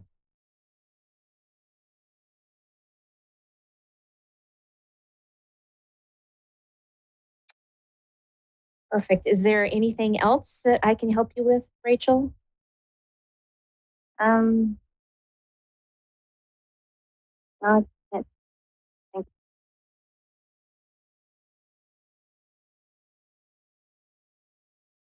Okay. Well, I hope this has been helpful for you. Yes, it has. Perfect. I appreciate it. You're very welcome. Have a wonderful night. Thank you. You too. Okay. Bye-bye. All right. Next, we have Donna in London, England. Good evening, Donna, and welcome to Your Time to Shine. Hiya. Hi, how are you? I'm not too bad, thank you. Yourself? Oh, I'm good, thank you. What can I do for you this evening? I'm just wondering if I've got a message from a loved one and anything to do with anything about my life that you can tell me, so please. Okay, something around family, you said? Yeah, anything to do with around my life, anything that I need to be aware of or whatnot. Okay. All right. Donna, I'm going to check in here really quickly. And as I do, there's going to be a little moment of silence, and then I will be right back with you. Okay.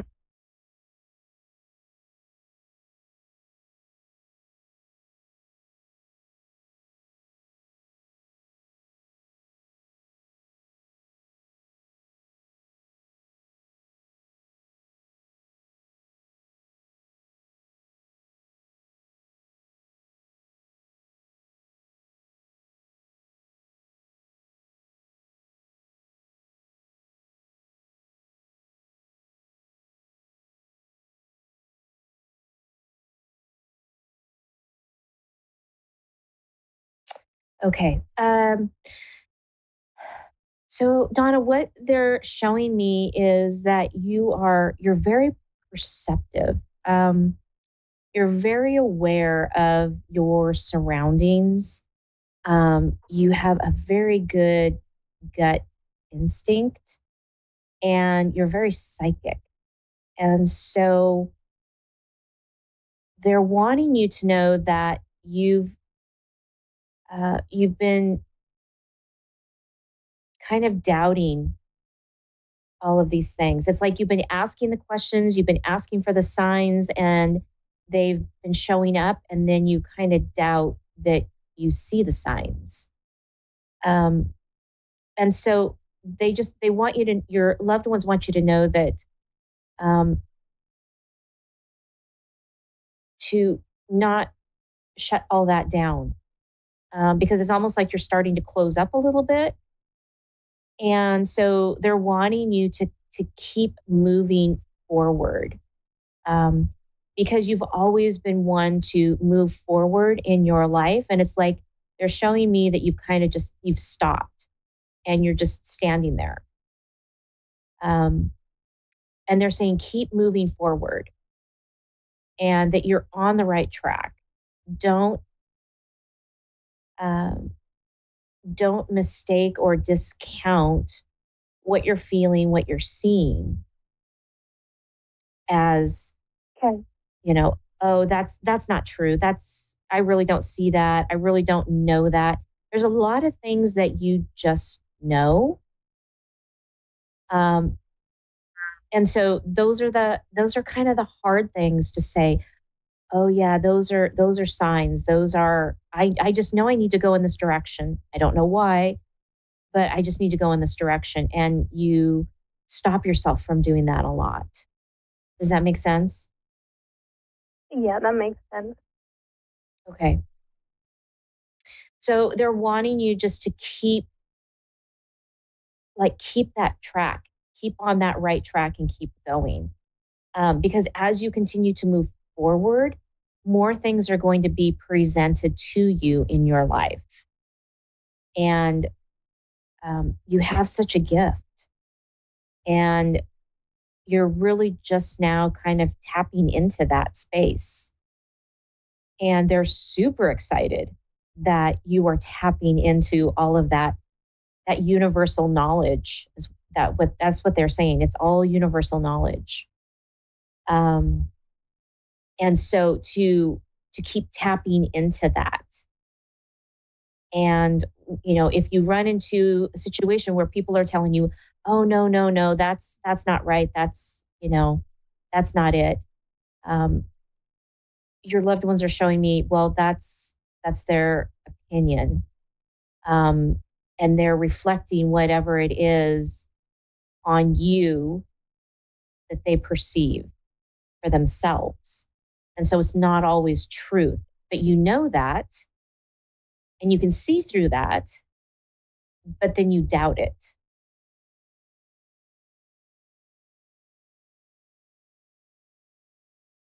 Okay. Does that make sense? Yeah, that does make sense. Okay.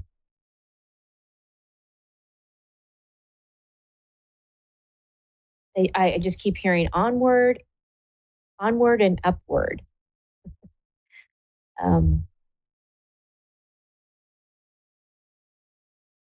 They're showing me a celebration. Lots of friends, lots of family around. Have you did you partake in some type of a celebration recently? No, there's my granddad's birthday. His 90th was the 15th. Okay. The only Was that thing I can think of. I'm sorry, what was that? Yeah. The only thing I can think of is my granddad's birthday, which is the 15th, or a newborn in the family. That's the only things I can think of. Okay, grandma's birthday. Okay. Did you guys have some kind of a celebration for her? For my granddad, no. Okay. Yeah, because they're showing me a celebration where everybody got together, and it was there was like a really big celebration. So it's like it was just a very joyous celebration, and they're just wanting to highlight that for you, to let you know that you had a lot of loved ones at this celebration. Okay,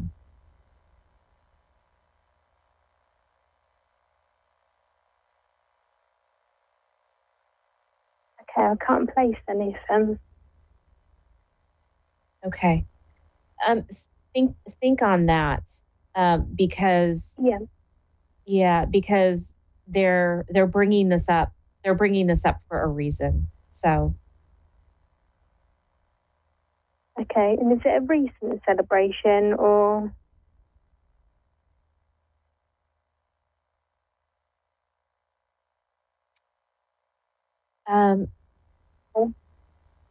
or one that's happened in the past? I don't quite understand. It's one. It feels like it's one that has just either happened or is going to happen. Like it feels like it's in the moment. It's right now. So, it feels more like a birthday than maybe like a celebration of life or something like that. But it's celebrating. It's the celebrating of people and family. So okay. Yeah.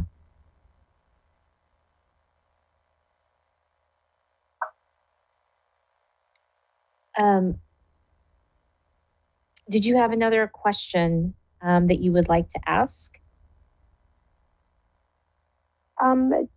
Just see if there's any messages from any loved ones at all.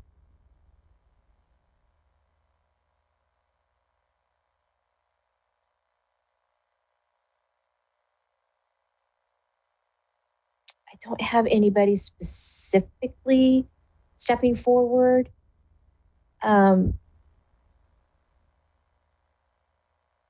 It's like they're giving you a pat on the back, that recognizing what you've been going through the last little bit. And they said, it feels like there's been some hardship, and they're like to remind you that they're always there to support you and have your back.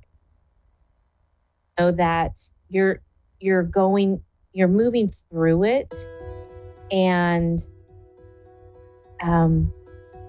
you're doing it with your head held high, is what I'm being told.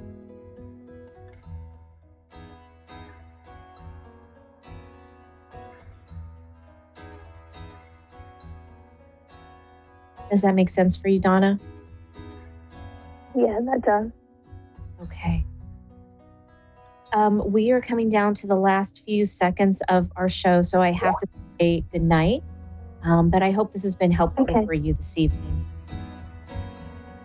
Okay, thank you for your messages. You're very welcome. Have a wonderful evening. You too. Thank you. Bye. Bye. All right, that does it for me, everyone. Thank you so much for tuning in tonight. If you would like to have a one-on-one session with me, or a group reading, or a healing, please reach out to me. And don't forget about our retreat coming up in September. Find all this information on my website at www.wingsofsoulswithjulie.com. See you next time.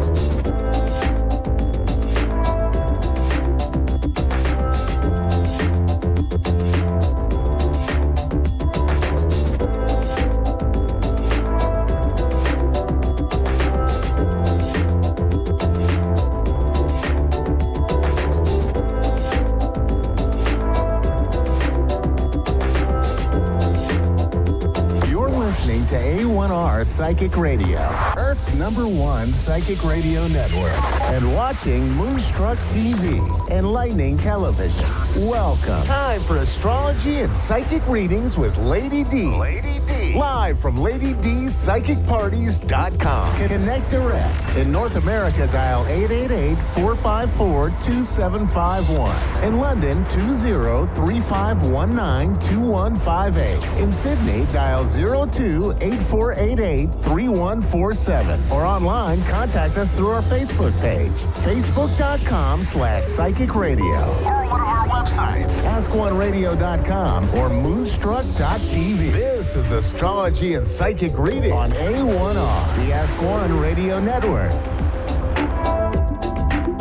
Hi, everybody. welcome to Astrology and Psychic Readings with Lady D. I'm your host for this segment, Lady D. I hope you've all had an amazing week during this Mercury retrograde. We have about a week and a half of this retrograde to go, so we're halfway through it. It's been a bit trying at times, even for myself. So with this week, we do have a lot coming up with the astrology this week. We also have the full moon that's happening in Aquarius on the 20th of August at 4:25 a.m. That's Tuesday for me, and I'm here in Sydney. So on the other side of the world, it's probably more going to be on the 19th for you. So with this full moon in Aquarius, it could be about detaching yourself. It's not going to feel quite emotional because we're dealing with Aquarius and they aren't very emotional beings or people. I am an Aquarian too. It's going to be about detaching. I feel like it's also about like what's reality. There's a sense of logic here as well with this full moon. We do have some positive aspects to the moon too. We've got the trine, we've got the moon, which is going to be opposing Mercury. So you might be having a lot of thoughts here with different things, and it could be a sense of like thinking very logical as well. We've got a try with Mars to the moon. We've also got a try with Jupiter to the moon. So I just feel like it's not going to be too emotional. You might feel emotionally very, very happy or very free as well. And then we've got a sextile happening to Chiron. You actually have a lot of aspects to Chiron during this full moon. We've got a triad to the sun. We've got the sextile as well. We've got the triad of Mercury. Plus we've got a sextile with Mars and a Jupiter sextile to Chiron. So I feel like with all those aspects of Chiron, something that's causing you a bit of turmoil, something that's caused you a lot of a headache, something that I always say Chiron's our emotional pain. So something that's really caused you like a deep wound here. There's an outcome, some sort of positive outcome going to happen out of that. Or perhaps that you're just going to feel better about the situation as well. There's something that's been working in your favor to do with something that's caused you a lot of issues here. We've also got a try during this full moon with Uranus and Venus. So that's going to be unexpected with love and relationships, also with finances here, and it's going to be something positive too. At the same time, we still do have a little bit of have like one square to the moon. We've got a square with Mercury and also to Uranus here. So that can cause unexpected communication. It's been there for a while, last few weeks, unexpected with emotions, but at the same time, I don't feel like you're going to be too emotional. Maybe it could be that you've heard someone's told you something and they're expecting you to act a certain way and you're not acting the way that you want. So for them, they might perceive you as a bit, maybe that you're not being, like sympathetic. So those things may be coming up for you during this full moon. And I feel like it might feel like things are a bit full on as well. We've still got those squares to Venus, to Mars, and to Jupiter, following that conjunction with the Jupiter and Mars. That's still sort of there today. So you're still going to feel that energy's there, and it's going to Saturn. There's a bit of frustration and problems with anger. They're coming up too. We've also got a conjunction happening with Mercury and the Sun. So that is happening on the 19th. That's happening. Also today, Mercury is moving back into Leo. So with that might feel a little bit deflated. Your ego might feel a bit deflated here. You might feel like you're not confident to say what you need to say. But then we've got a sextile that's going to be happening with Mars and Mercury on the 21st. And that might make you give you the confidence to say something to someone, and that might bring about some issues, but on your side, you feel quite good about it too. So we've got a lot of chaotic energy happening at the moment with the planets. There's a lot that's been going on and going to continue on. I feel like this week people are trying to see the hope. There could be a sense of being triggered, but it's also, I feel like, a sense of moving on, like we want to move on from things too. But I feel like we're looking at different role models, like who's our role model, who can we look up to this week too. And with this full moon, it could be triggering things of being independent, not following the pack, doing things your own way, your own unique way, and not just following other people because that's what other people do. And it could also be about setting your own trend or doing your own thing, but emotionally wanting to be feeling free, not attached to anyone, not tied down, wanting to go over. Could be you're questioning everything. A lot of logic coming up here as well. We talk about role models. I feel like the perfect example is, and don't put anything on us with this breakdancer. We all feel quite embarrassed with the breakdancer and everything that's going on with that. But she's not a role model. And essentially how we found out how she got into that, where she's got into the Olympics. But it's not a role model here. And this is what the astrology is showing up. Like we're questioning who's our role models. Where do we follow? Anyway, let's go to the caller. So we got here Leslie, who's from Holly Springs in Mississippi in America. So hi, Leslie, how are you? I'm doing great. How are you? I'm good. How can I help you today? Yes, I've had some problems at work because I'm an academic advisor at a small college here in town, and there's an issues about my confidence, and because I have an evaluation coming up here later this fall in November, and there is fear that I might lose my job, but I have a lot of confidence. Do you see me having a positive evaluation coming up in November? I feel like this is their problem, not your problem. I feel like you're very cemented, like you're very grounded. And I feel like for you, it's just, you're very like a realist. Like I say, like you're very like, this is how it is. This is how it's going to be. This is what needs to be done. I feel like the other people that are involved in this, they're not listening to you because I feel like they're scared of things blowing out of proportion or out of control.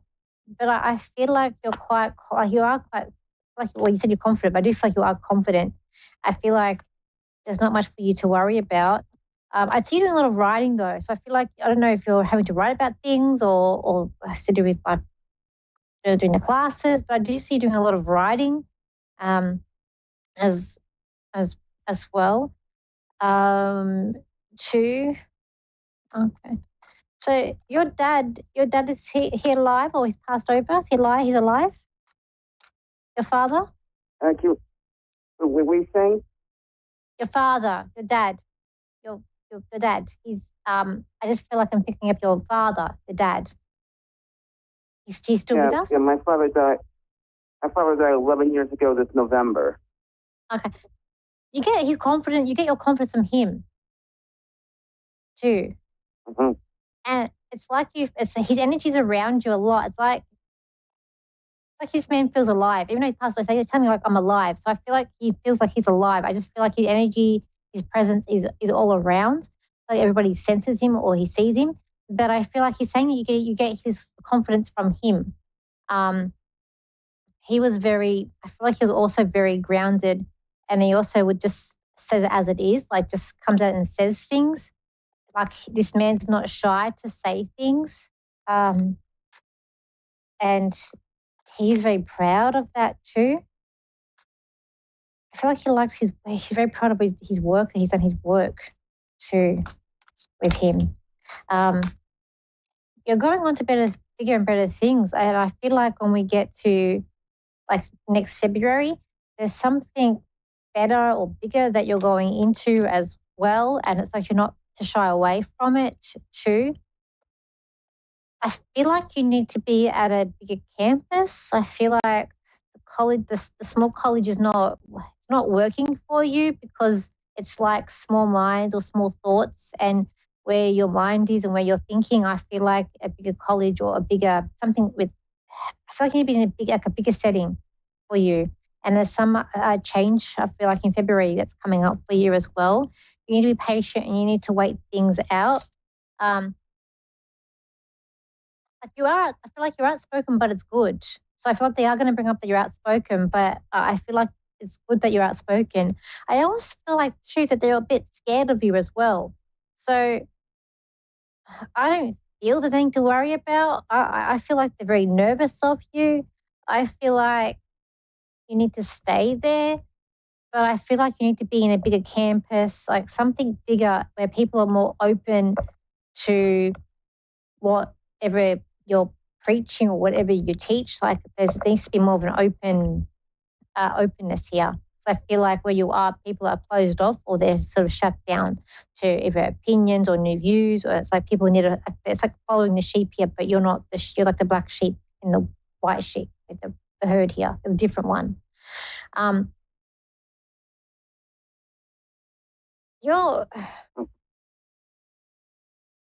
Also your father, was he a bit frugal when it comes to money, and did he like to collect things as well?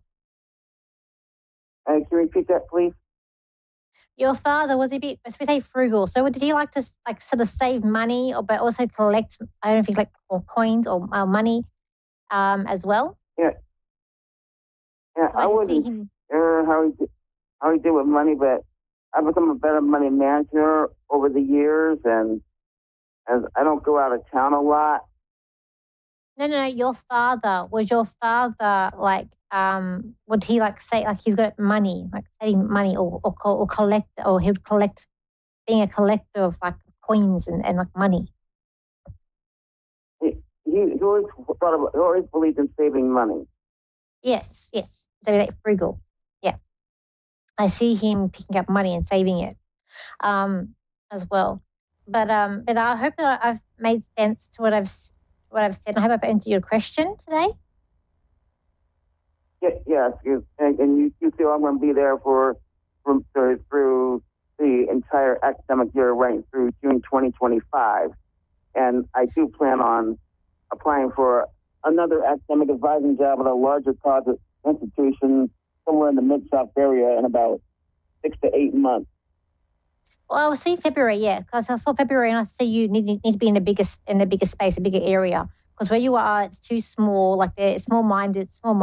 You need somewhere where you can sort of spread your wings and grow.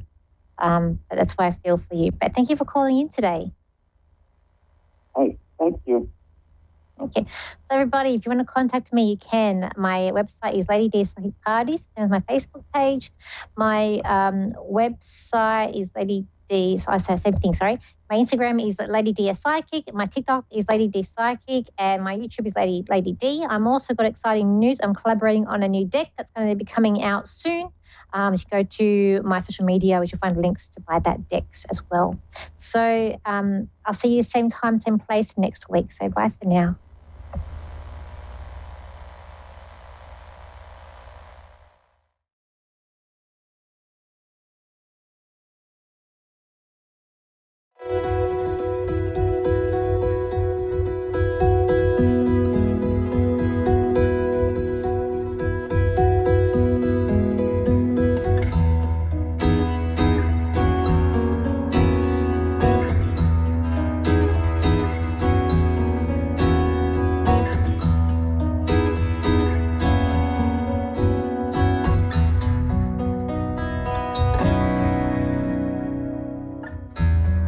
Spiritual